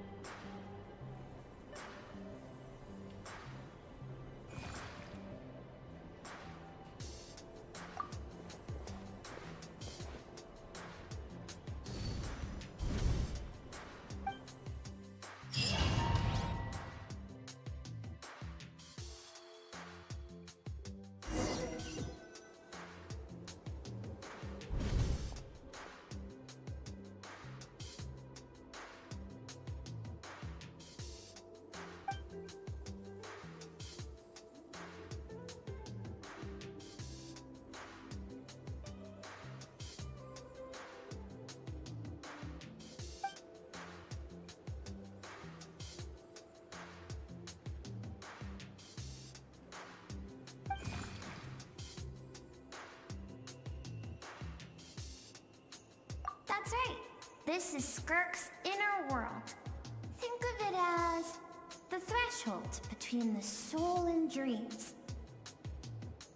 This isn't your first time here, but what you remember is probably a space covered in darkness. I only managed to illuminate a small portion for you back then. Actually, it's my first time talking to someone like this. I only managed to break free and bring you here because the injury weakened her power. I guess that's why I can speak again, too. Call it fate, if you want. I think that's the word they use in this world for lucky coincidences like this, right? Now, before I take you to her, I gotta ask. You're the first outside visitor to ever come here, so what's your impression of this place? Oh, you noticed. This river represents Skirk's strength. Strength accumulates over time. It is the summation of a person's lived experience. So this river is where all the fragments of Skirk's life should converge into a single stream of memories and emotions, flowing forward as one. But as you can see, this river has been severed numerous times. It's because Skirk doesn't like who she was in the past.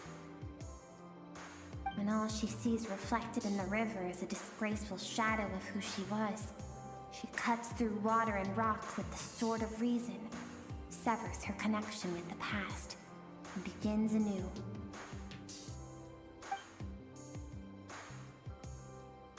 You must learn to shut out all the pointless emotion. Crush the self that makes you weak, and become master over your physical form. This isn't my first taste of failure or losing power. When you fall, you get back up again and become stronger. That's how it is.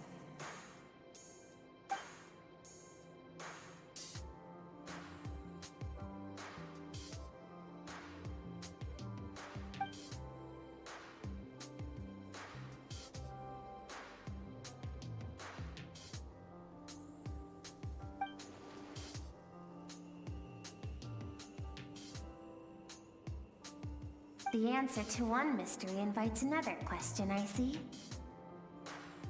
Let's follow the river upstream. There among the cliffs, among the memories etched into her heart, lies the truth of it all. Soon, you'll understand everything.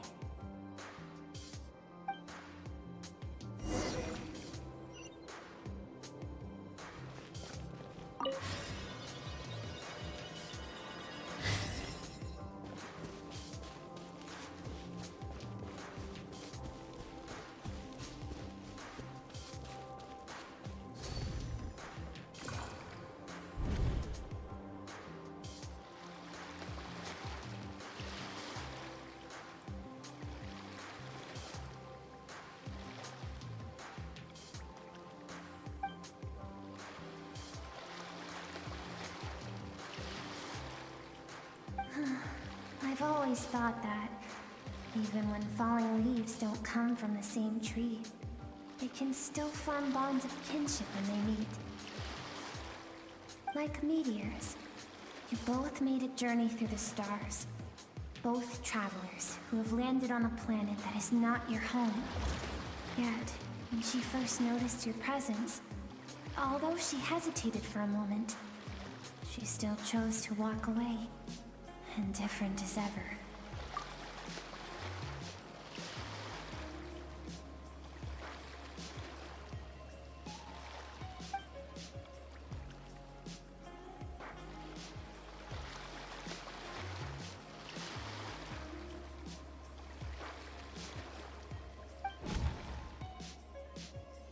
Seems like you've answered your own question. Skirk sees herself as a trespasser in this world. She's made a conscious choice to avoid altering its path. But the reason for that decision stems from events much earlier on in her life. Let's keep going. It's still a long way to the source of the river.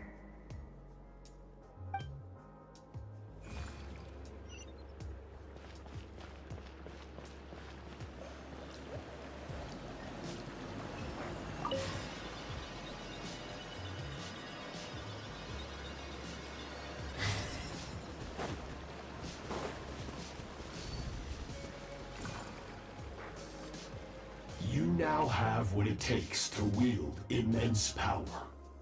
From this day forth, I shall teach you no more. No one can become a worthy warrior through imitation alone. I have given you fangs and claws. Now, you must learn to hunt. You wish me to travel the world beyond on my own, Master? Indeed. Make new friends. Embark on your own journey. And piece together a new future from the shattered remnants of your past. We will still have contact through the abyss. But know this. One day, I will take the life you worked so hard to rebuild and reduce it to ashes. Just like the fire that haunts your mind. Why would you do that? I have told you before, fear is the catalyst for human evolution.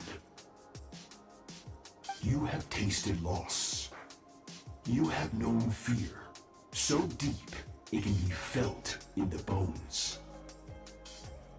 But as living beings, we all have an instinct to detach from that which harms us. And thus, pain dampens over time.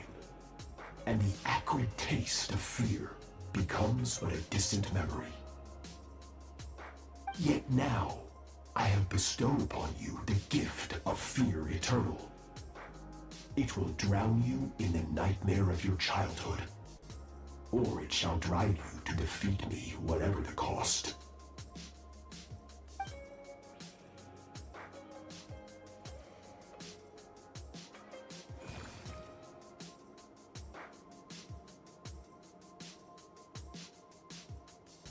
That is what Skirk's master, the foul Sertologi, looked like at one point in time. course. As a higher being, physical form is a triviality to him. He could appear as a beast, a human, or even a monster that defies description. The form you see him in here, clad in abyssal armor, is the one he usually wears when traveling through the stars.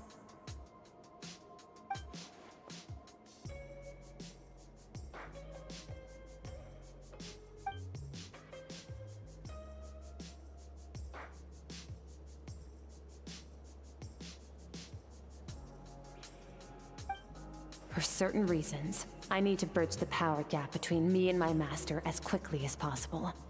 But first, I need to understand the source of his strength. To do that, I need to follow in his footsteps, walk the path he once walked, and somewhere along the way, I'll find out how to defeat him. That is my sole focus and purpose.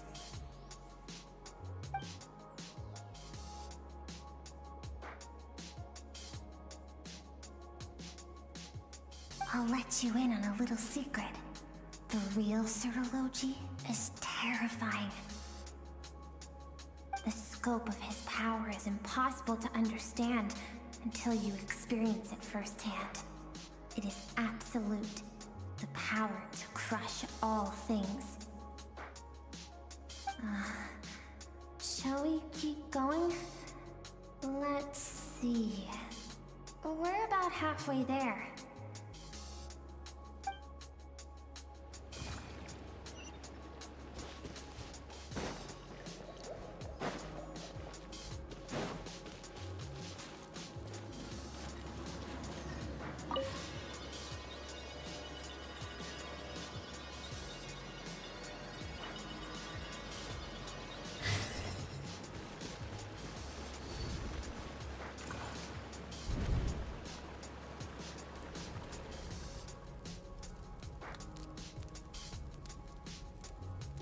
We've made it quite a ways already. This is Skirk, when she first began training under Surology. I have set your broken wrist. Tomorrow, you're to train twice as hard. No tears this time. Good. Attempting to garner sympathy through tears is a habit of the weak. A pitiful, useless ploy. Can I ask a question, Master? Why did you save me? I keep thinking, maybe it would be better if I had died. I wouldn't be haunted by that fire all the time. I wouldn't have to go on like this. I saved you because I have a plan for you. It has been too long since I fought a battle that demanded my full strength, and I hunger for it. Every so-called genius and prodigy I have faced has crumbled like sand underfoot. Before me, even fate bends the knee. So, I will teach you everything I know. Train you by whatever means necessary, in the hope that one day, you might surprise me. But I don't want to draw my sword against you, Master. What you want matters little.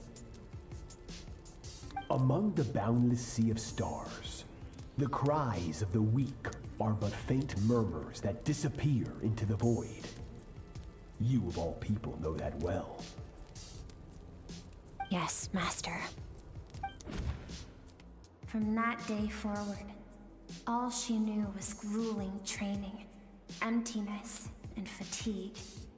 After some time, her talent bloomed, and she gained control over her emotions, like her master. How should I put it? It was not that human emotion disappeared from her heart, but that reason came to dictate all she was allowed to feel. I suppose it was at this point that she became the Skirk you know today.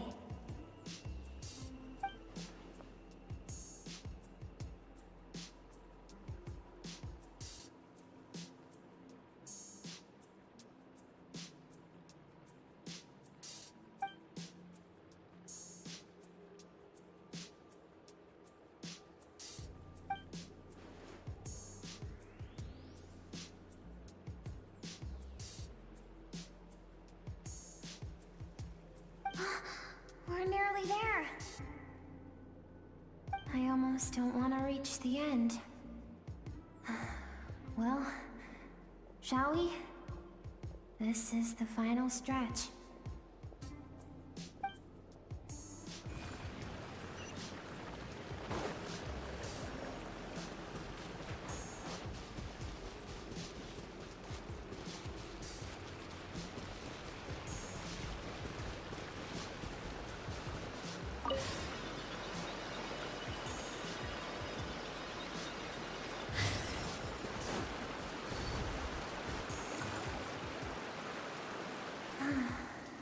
These are Skirk's happiest memories.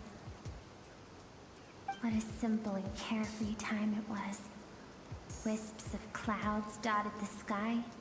The sun bathed everything in golden light.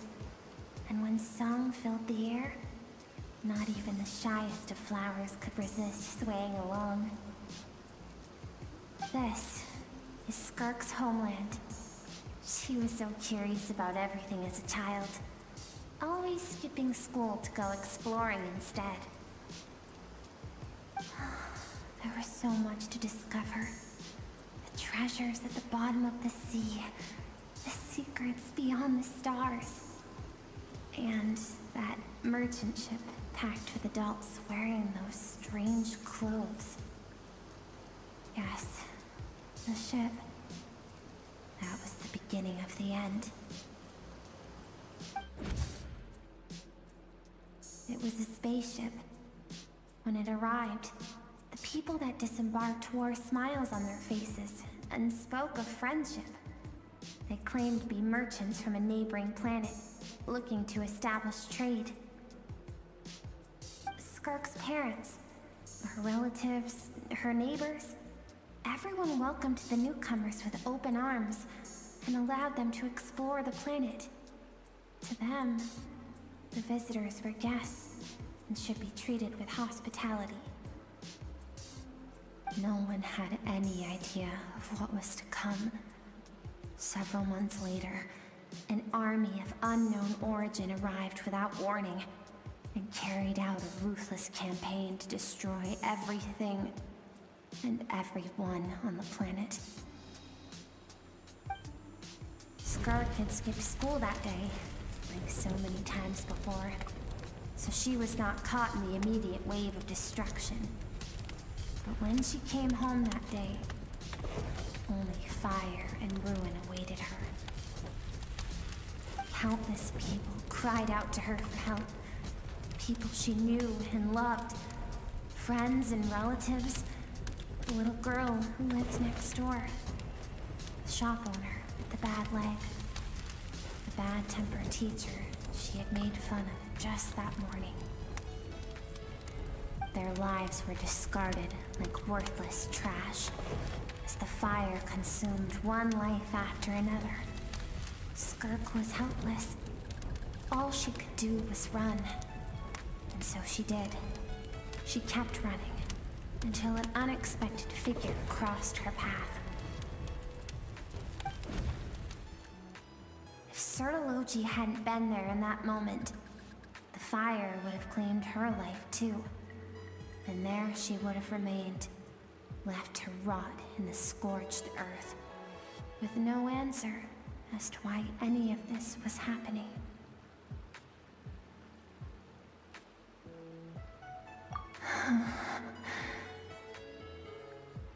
Because she and her people were seen as a threat. As the initial merchant ship explored the planet, they discovered that it hadn't always had the condition to support life. Yet there was evidence of human activity, even during the periods of extreme heat or cold in the past. Further research revealed that, over time, the people of this planet had evolved the ability to adapt to any type of environment or energy source. For that reason, the outsiders viewed them as a potential threat, and decided to eliminate them before the threat could rear its head. And so, the army was called, and the so-called danger was wiped from the face of the planet. Senseless, isn't it? Deemed a threat because of a gift they didn't even know they had. Perhaps it was their own innocence and kindness that doomed them. But in the end, that was lost to the blaze as well. If those with power get to decide good and evil, then all you can trust in is the sword in your hand. And so, before death could claim her, she ran. She ran and never stopped.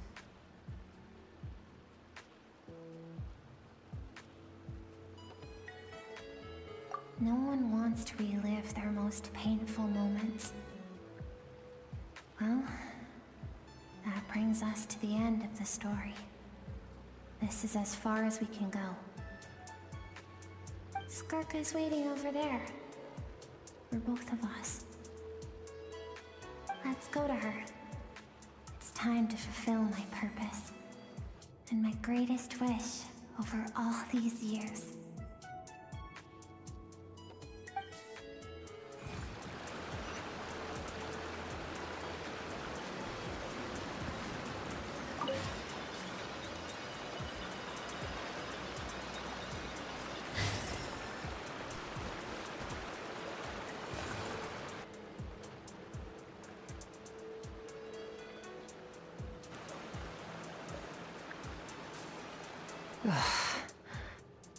So all this, just so you could bring him here.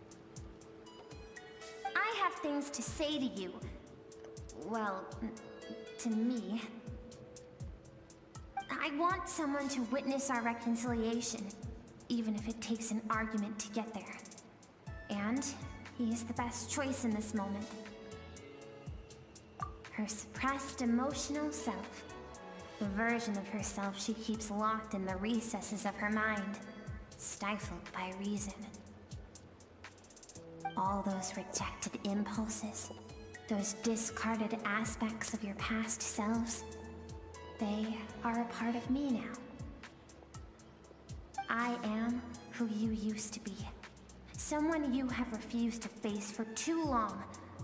So, I came to face you instead. You're wrong.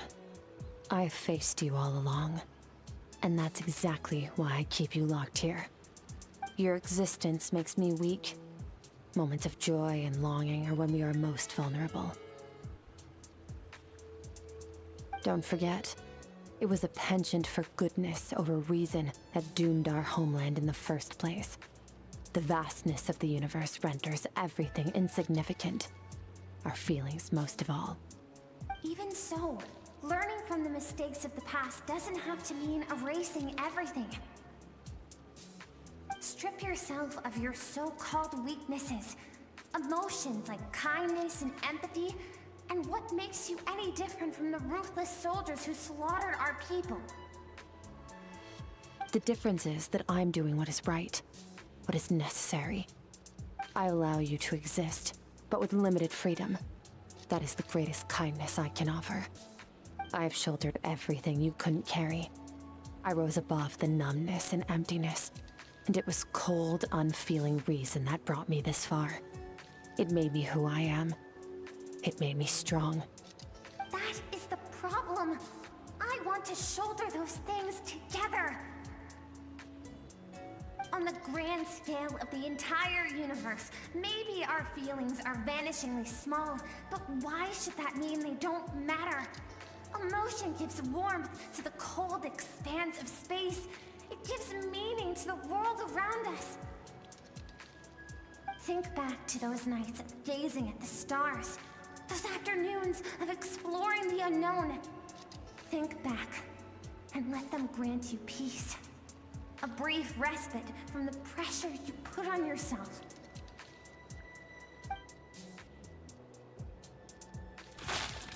That isn't what we need. It's exactly what we need. Aren't you curious about why recovering your strength has taken longer than normal this time? Finally, you get to the important part. That is the only answer I came here to find. Then look around. Look at your inner world. You cast aside your dreams and curiosity, and in doing so, you lost your original motivation. You severed all connection to who you used to be, so you can no longer draw strength from your past. Now, the only things driving you forward are fear and survivor's guilt. But these cannot take you far enough. And so, this river, the source of your strength, grows more polluted by the day. And you think that means I should seek help from a weak little thing like you?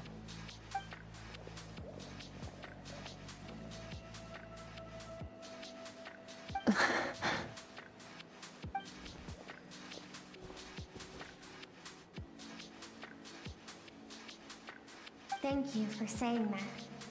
I knew bringing you here would be the right choice. To be honest, I'm not here to argue with you.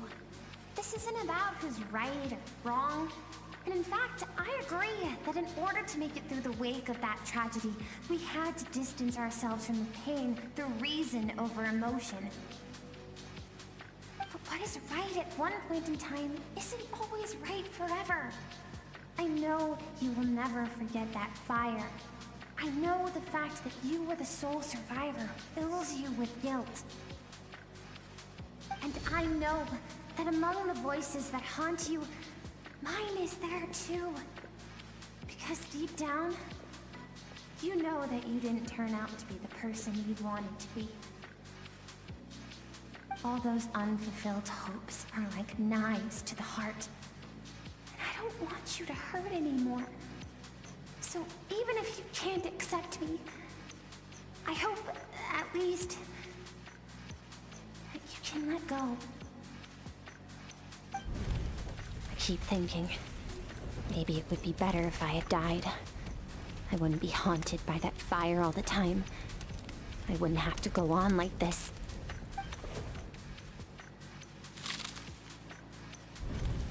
Your dad and I, we're not afraid to stare death in the face, but we need you to survive.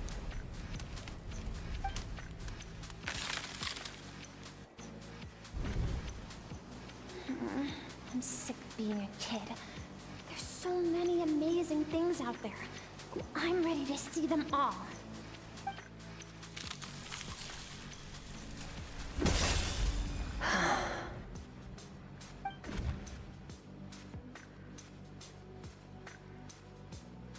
I remember. There was a song Mom and Dad always sang when we went out to fetch water. Dancing water. The sand along your path is begging for your song and movement. Will you carry this burden with you on your journey? I am not the dancing water, and you are not the burdensome sand. But if this is your wish, then I will carry you with me until the end. Thank you. I should be thanking you.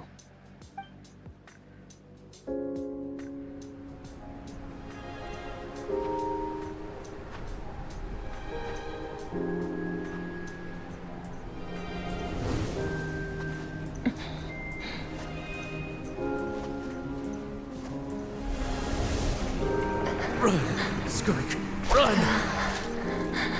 Remember, leave no one alive!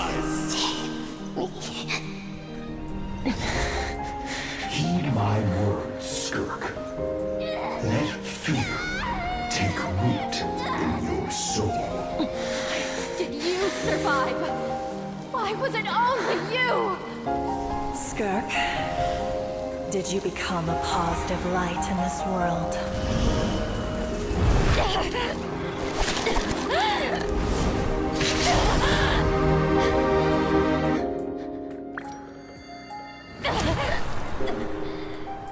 Hey, this doesn't have to be the end.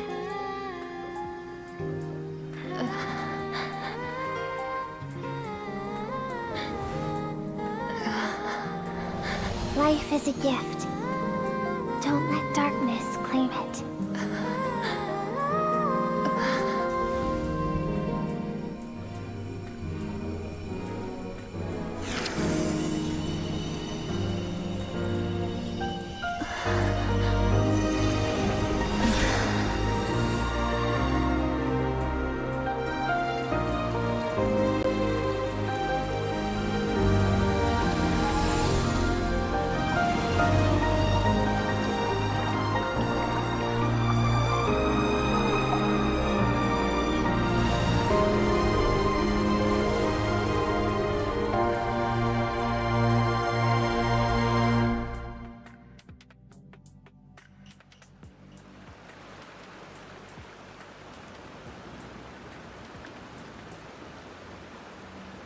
So, you saw my memories then. I once asked my master if survival of the strongest was the law of the universe. He said no. But in a world without order, those with no moral boundaries tend to be the ones who survive.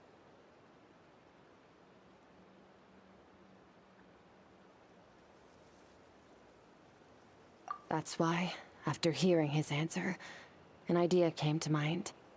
An idea that, one day, I would create a new world order. One in which there would never be another tragedy like that fire. One in which power was not the law of the land. But that means I must defeat him. Because my master, Sertologi, is, at the core, a defier of all rules and order. Yes, and not just because of the gap in our abilities, but also because I have no reason to see him as an enemy. Although his decision to train me was not made out of kindness, he did everything a master should. He saved my life, taught me the sword and the principles of strength. And for that, I respect him. I know, and it's not something I want. But Master never goes back on his word.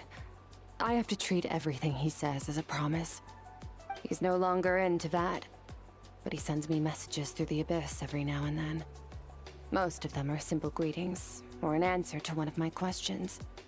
Every time I hear from him, my heart skips a beat.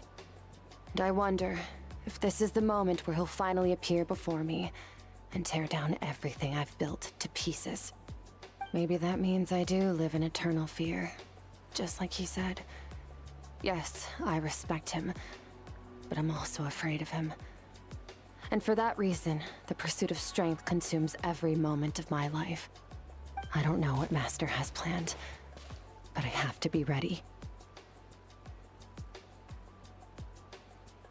Help me? Why? This isn't your fight.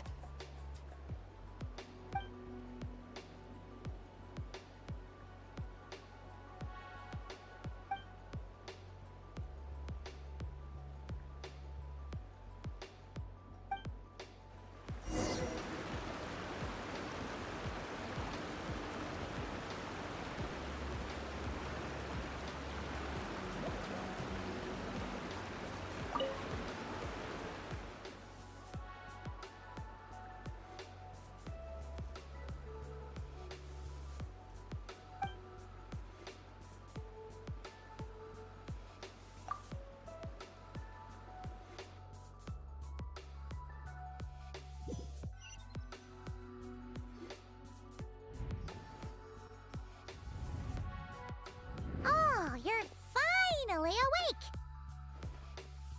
Honestly, Paimon was gone for like 2 seconds and then she comes back and finds you both unconscious? Oh, you scared Paimon half to death! You're both okay, right? What does it look like?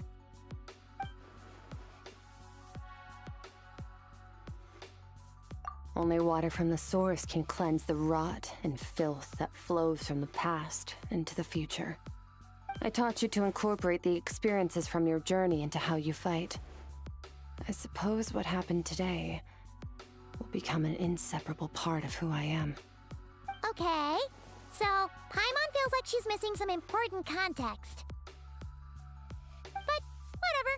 Paimon brought back tons of delicious snacks! Let's dig in!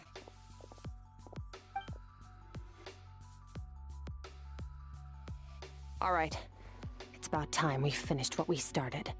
We're gonna deal with this thief for good, right? This time, I'm not going to tell you to hold back. But having digested even more power in the meantime, he's going to be tougher than before. The good news is, we have no reason to pull our punches this time. So, let's go. Same place as last time.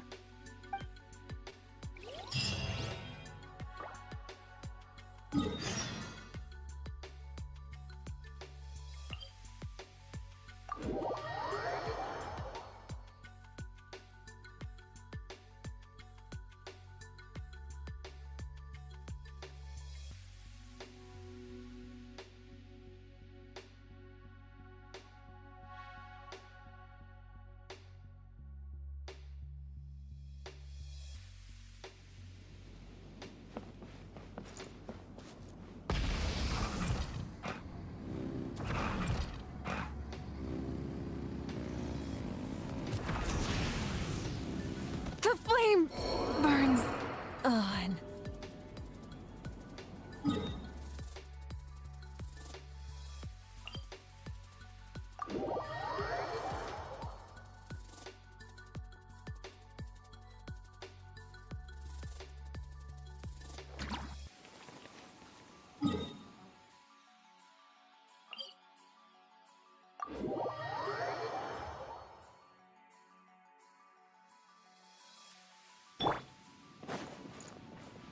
Full throttle!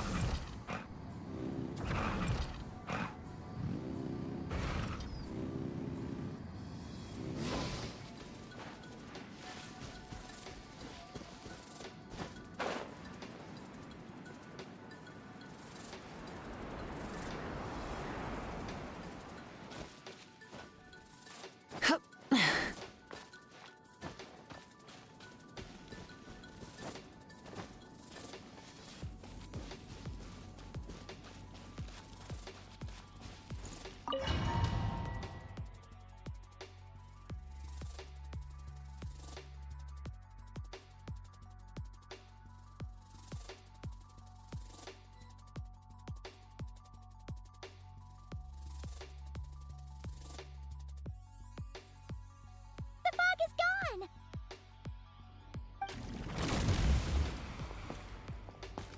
Wait, isn't that the form the all-devouring narwhal changed into? How come he knows that, too?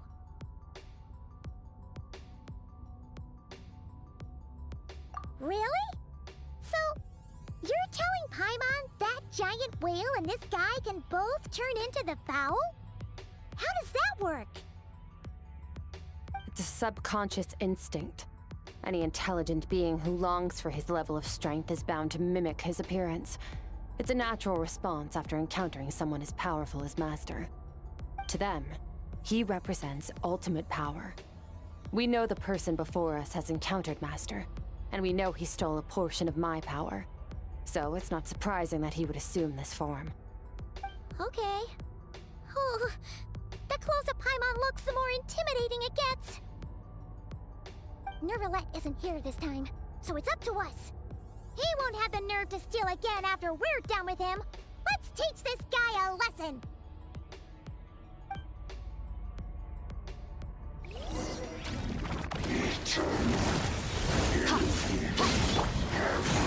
Wipe out!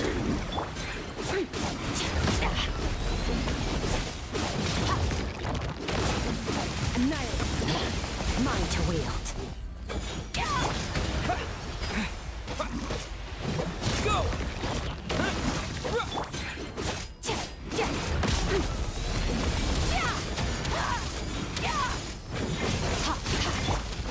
Go! Water jet! Bombs away!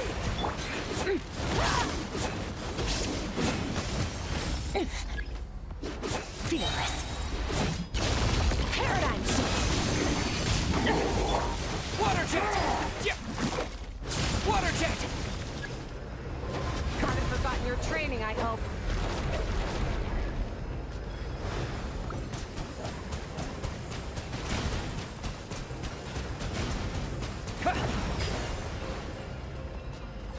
Water jet!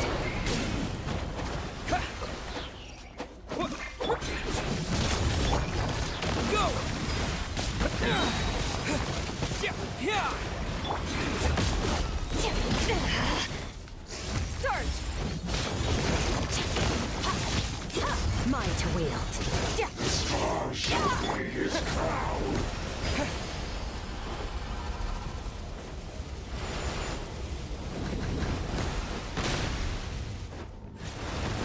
Must transcend death once more. Transcend death once more.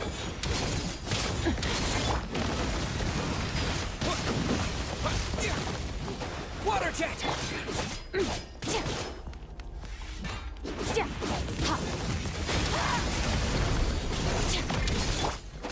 Water jet! Wipe out! Once more.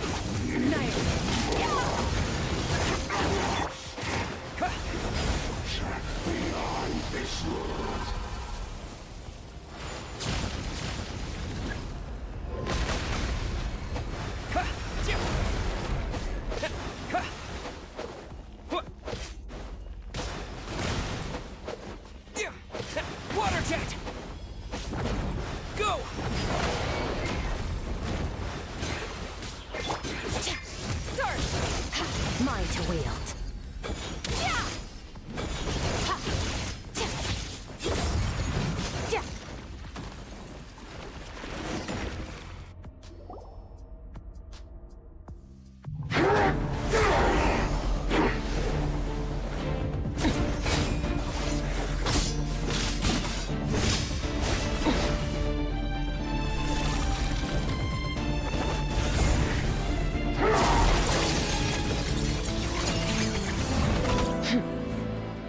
Haven't had enough of my power.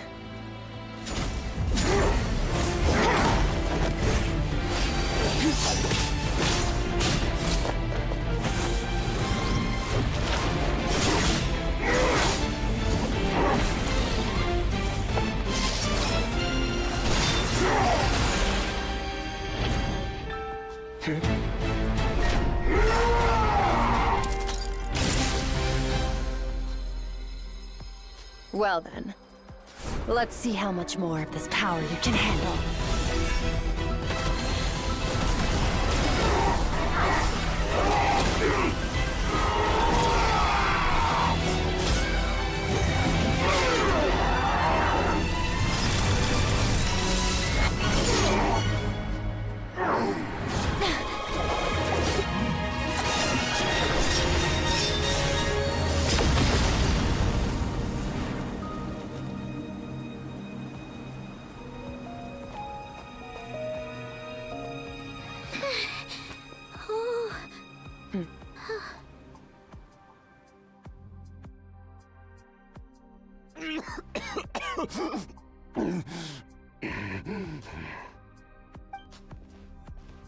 Well, have you come to your senses? You saw that my body was at its limit. So, you deliberately channeled your power into me, knowing that it would destroy my shell from within. Such power, such keen battle instincts. So you must be... Skirk, Sertologi's disciple. How long has it been? How long has he been away from Tevat? Hundreds of years. Hundreds? Sorry, it's a lot to take in. I should introduce myself. I am Skofnungar, a friend of your master and one of his followers. This is the first time I've heard your name, Skirk. But hundreds of years ago, I knew you existed. And I knew you would come here. Hundreds of years ago? Sounds like you and Master have quite the history. Care to tell us about it? Of course. Might as well take advantage of a clear head while I can. The story starts a long, long time ago. I was born into a noble family in Conria. As the eldest son, I was set to inherit our title. But I contracted an incurable illness as a child, and everyone gave up on me. I trained the sword harder than anyone else, defeated all of my peers. But it was all in vain. When other people looked at me, all I saw in their eyes was pity, or a strange glee in my misfortune. Even my parents were just waiting for me to die. Over time, my heart hardened, and I became aimless. That was the point where I met your master, Sertologi. We were similar in age, but different in background. He was born in prison, the son of criminals who had been sentenced to death. He spent his childhood wandering the streets, facing more criticism than the literary works in the Universitas Magistrorum. Yet, he always wore a smile on his face, as if kindness and malice were one and the same, and he could not see the difference. I still remember what he said to me when we first met. You need to fight to survive. Even if it's a losing battle, it should light a fire under you. How can you sit back like this and go down without a fight? That does sound like something he would say. He was the first to acknowledge that I was worth something, and he inspired me to keep going. When we sparred together, it was the first time I'd actually felt the thrill of combat. When I was 10, he stole forbidden research materials and managed to cure my illness. It was like there was nothing in this world he couldn't accomplish. When it came to the human form, he was always intent on pushing the boundaries of possibility. But somewhere along the way, I fell behind. My talents were nothing compared to his, and at some point, I realized he had pulled so far ahead, I was too embarrassed to even ask him to spar. After his grand endeavor was successful, he sought me out and said to me, "This planet no longer holds anything of interest to me, so I'm leaving. But first, I have an offer. I can use a power I have just refined to break the curse of immortality for you. Your death was once what we worked so hard to prevent. But the immortality you now face is a different kind of pain altogether." I'll pass. Immortality doesn't sound so bad to me. Since I can't die, it means I have an infinite amount of time to get stronger. Maybe I'll finally catch up to you one day, and we can spar like we used to. Are you sure? I cannot say when I will return. Your body, or rather, your soul, might not be able to withstand this curse. All I can do is try. After all, a wise man once told me, people need to fight for their own survival. Wise indeed. Nevertheless, if you grow weary of the pain of immortality and wish to experience a good sparring match before you wither away, seek out my disciple. Disciple? Never thought I'd hear that word coming from you. Nor I. But Vedifenir said I was destined to find a disciple out there in the universe and bring her to Tibet. You know as well as I, Vedifenir's prophecies are never wrong. Well, now I'm curious about who this disciple of yours will be. All Vedifenir said was that one day, the stars shall bow in her honor. Sounds pretty impressive. Of course. Only the most outstanding people would have the right to become my disciple. Still self-assured as ever, I see. But you're not wrong. I'll be leaving then. Oh, and if you are serious about getting stronger, I left you a little gift in the primordial sea. As I've said before, walk whatever path you want. Freedom means even the wicked get to make their own choices. Waiting for me in the primordial sea was the all-devouring narwhal, already beaten into submission by Sertologi. In its weakened state, I was able to cut off part of its flesh and sew it into my own heart. Your heart? That sounds like torture! How did you even survive that? Because, of course, I bear the curse of immortality. So, you used the curse to turn yourself into a vessel for power. Even with that whale's ability, devouring power like that is not something the human body can withstand. With your body and soul constantly at the breaking point, it was the curse of immortality that sustained you. But that is not the path to strength. You have to pour your heart into it, work for it, dream of it. Instead, you stole something that didn't belong to you, and it backfired. You're right. I should have known better, but I had already pushed myself to my limits, and he was still miles ahead of me. So I had to take a leap of faith. I miss your master. I miss the days when we were all together, troublemakers without a home. I don't regret the choice I made.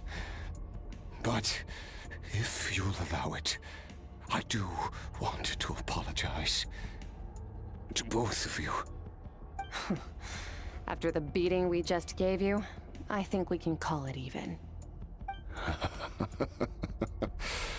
You're an interesting one as well. Sertologi's disciple. That's a lot to live up to. It can't have been an easy experience. I know what he's like. He rules with an iron fist, using despair and fear to force you to catch up to him, all the while standing ever out of reach. We're like mountain climbers in the dark, never knowing how much higher we have to climb, or when we will see the sun again. True. But I made up my mind long ago. No matter how dark it gets, I will not give in to despair. I will overcome it. Besides, after hearing your story, I suspect what Master really wants is not a battle that demands his full strength, but rather a defeat without regrets. Oh? Since you're his friend, you must have some things in common. The first time we came here, when you stabbed me through the fog and stole my power, I felt no emotion coming from that spike. But when you had to devote all your strength fighting me just now, I could feel joy and passion emanating from your blade. It was the joy of a researcher discovering the truth of the world, the joy of an artist uncovering a temple of wonders. Interesting.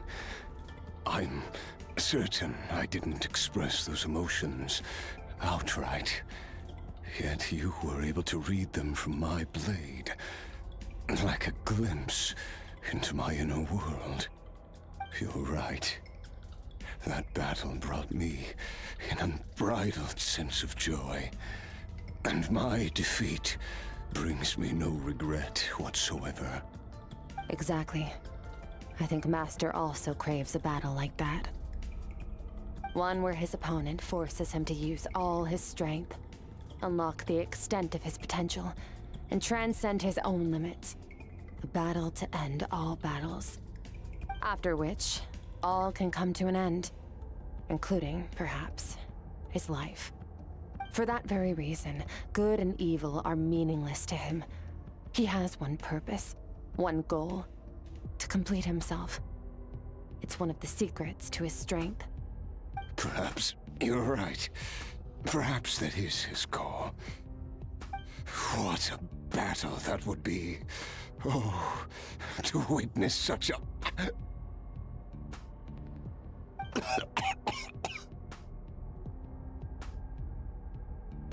Are you okay? Too many different kinds of power are surging through my body. The curse of immortality allows it all to coexist, but it does not remove the pain. I won't be able to hold on to my sanity for much longer. What a shame. I would have loved to witness that battle. Sertologi once offered to free me from this curse. Now, I must ask that of you, Skirk. Can you release me from the pain? I can, but not through death, if that's what you were hoping for. It's not a suitable punishment for your crime. As an alternative, I can take your consciousness, along with all the power you've consumed, and smash it to pieces. The impurities will dissipate, and under the curse of immortality, your mind and body will regenerate. When that process is complete, you will be back to who you were before, no longer tortured by powers you can't control. But it will be a time-consuming and painful process. The decision is yours to make. I accept. And who knows?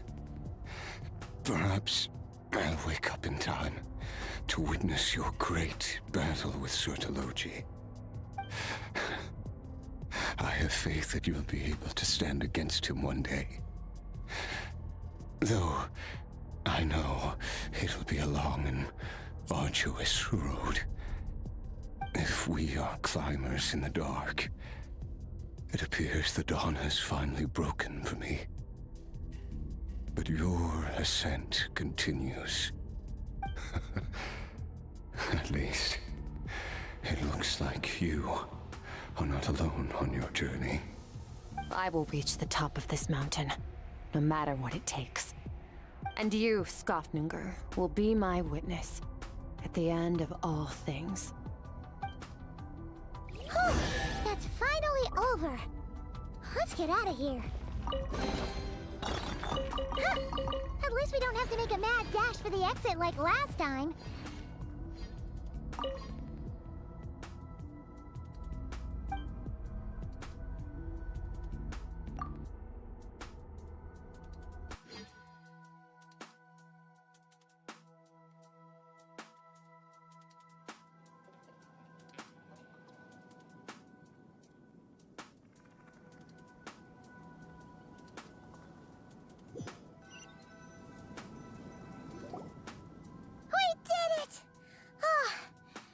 Been a few days, but it feels like forever. Once again, we've proved there's nothing we can't overcome. Wow, you sound even more confident than usual. Guess you really have become stronger. Today sure went by fast. It's night already. Oh wait, that reminds Paimon. The stars you mentioned, the ones that died out, are they back now? Yes. The power Skofnunger stole has been returned. So, the stars have regained their light. Great! Huh, it's crazy that you even noticed their light was gone. There are so many stars in the sky. If a few disappeared, Paimon definitely wouldn't be able to tell. I suppose it's because I have gazed upon this sky for centuries. The false stars, hanging in the meticulously planned sky, glittering with rotten light. It's not real. And yet, it is for that very reason that I can look upon it and enjoy the momentary peace it brings. Even the most beautiful of bubbles has to burst. We will return to the real universe one day, whether of our own volition or not. Time marches ever forward. Even the innocent and naive will taste life's bitterness. Yet through hardship, we grow until we learn to seize the sands of time for ourselves and uncover our true strength. Though we gaze upon a false sky, its vastness and majesty is palpable. One can only wonder, what is it going to take for kindness to reign supreme in the vast expanse of the universe? Ugh, this is all going over Paimon's head. But if she knows one thing, it's that the Traveler always finds a way. Ever since we met, he has filled Paimon's days with happiness. No matter how tough things get, he always finds a way to make it better. If it's too big a job for one person, then we'll do it with two. And if two's still not enough, then three. We've met so many amazing friends and accomplished so many amazing things.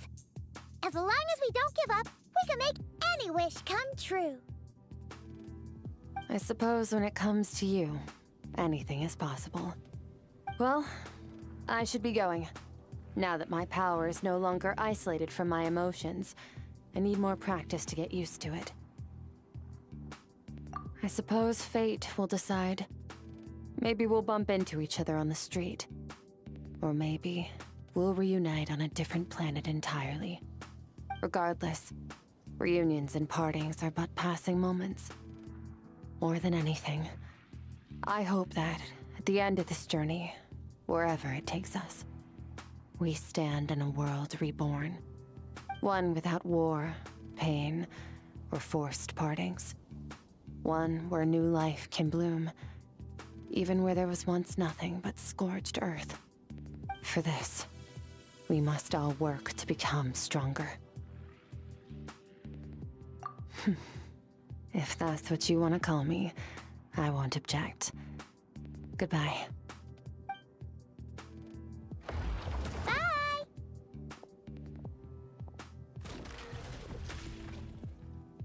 Is it just Paimon, or is she being nicer than before?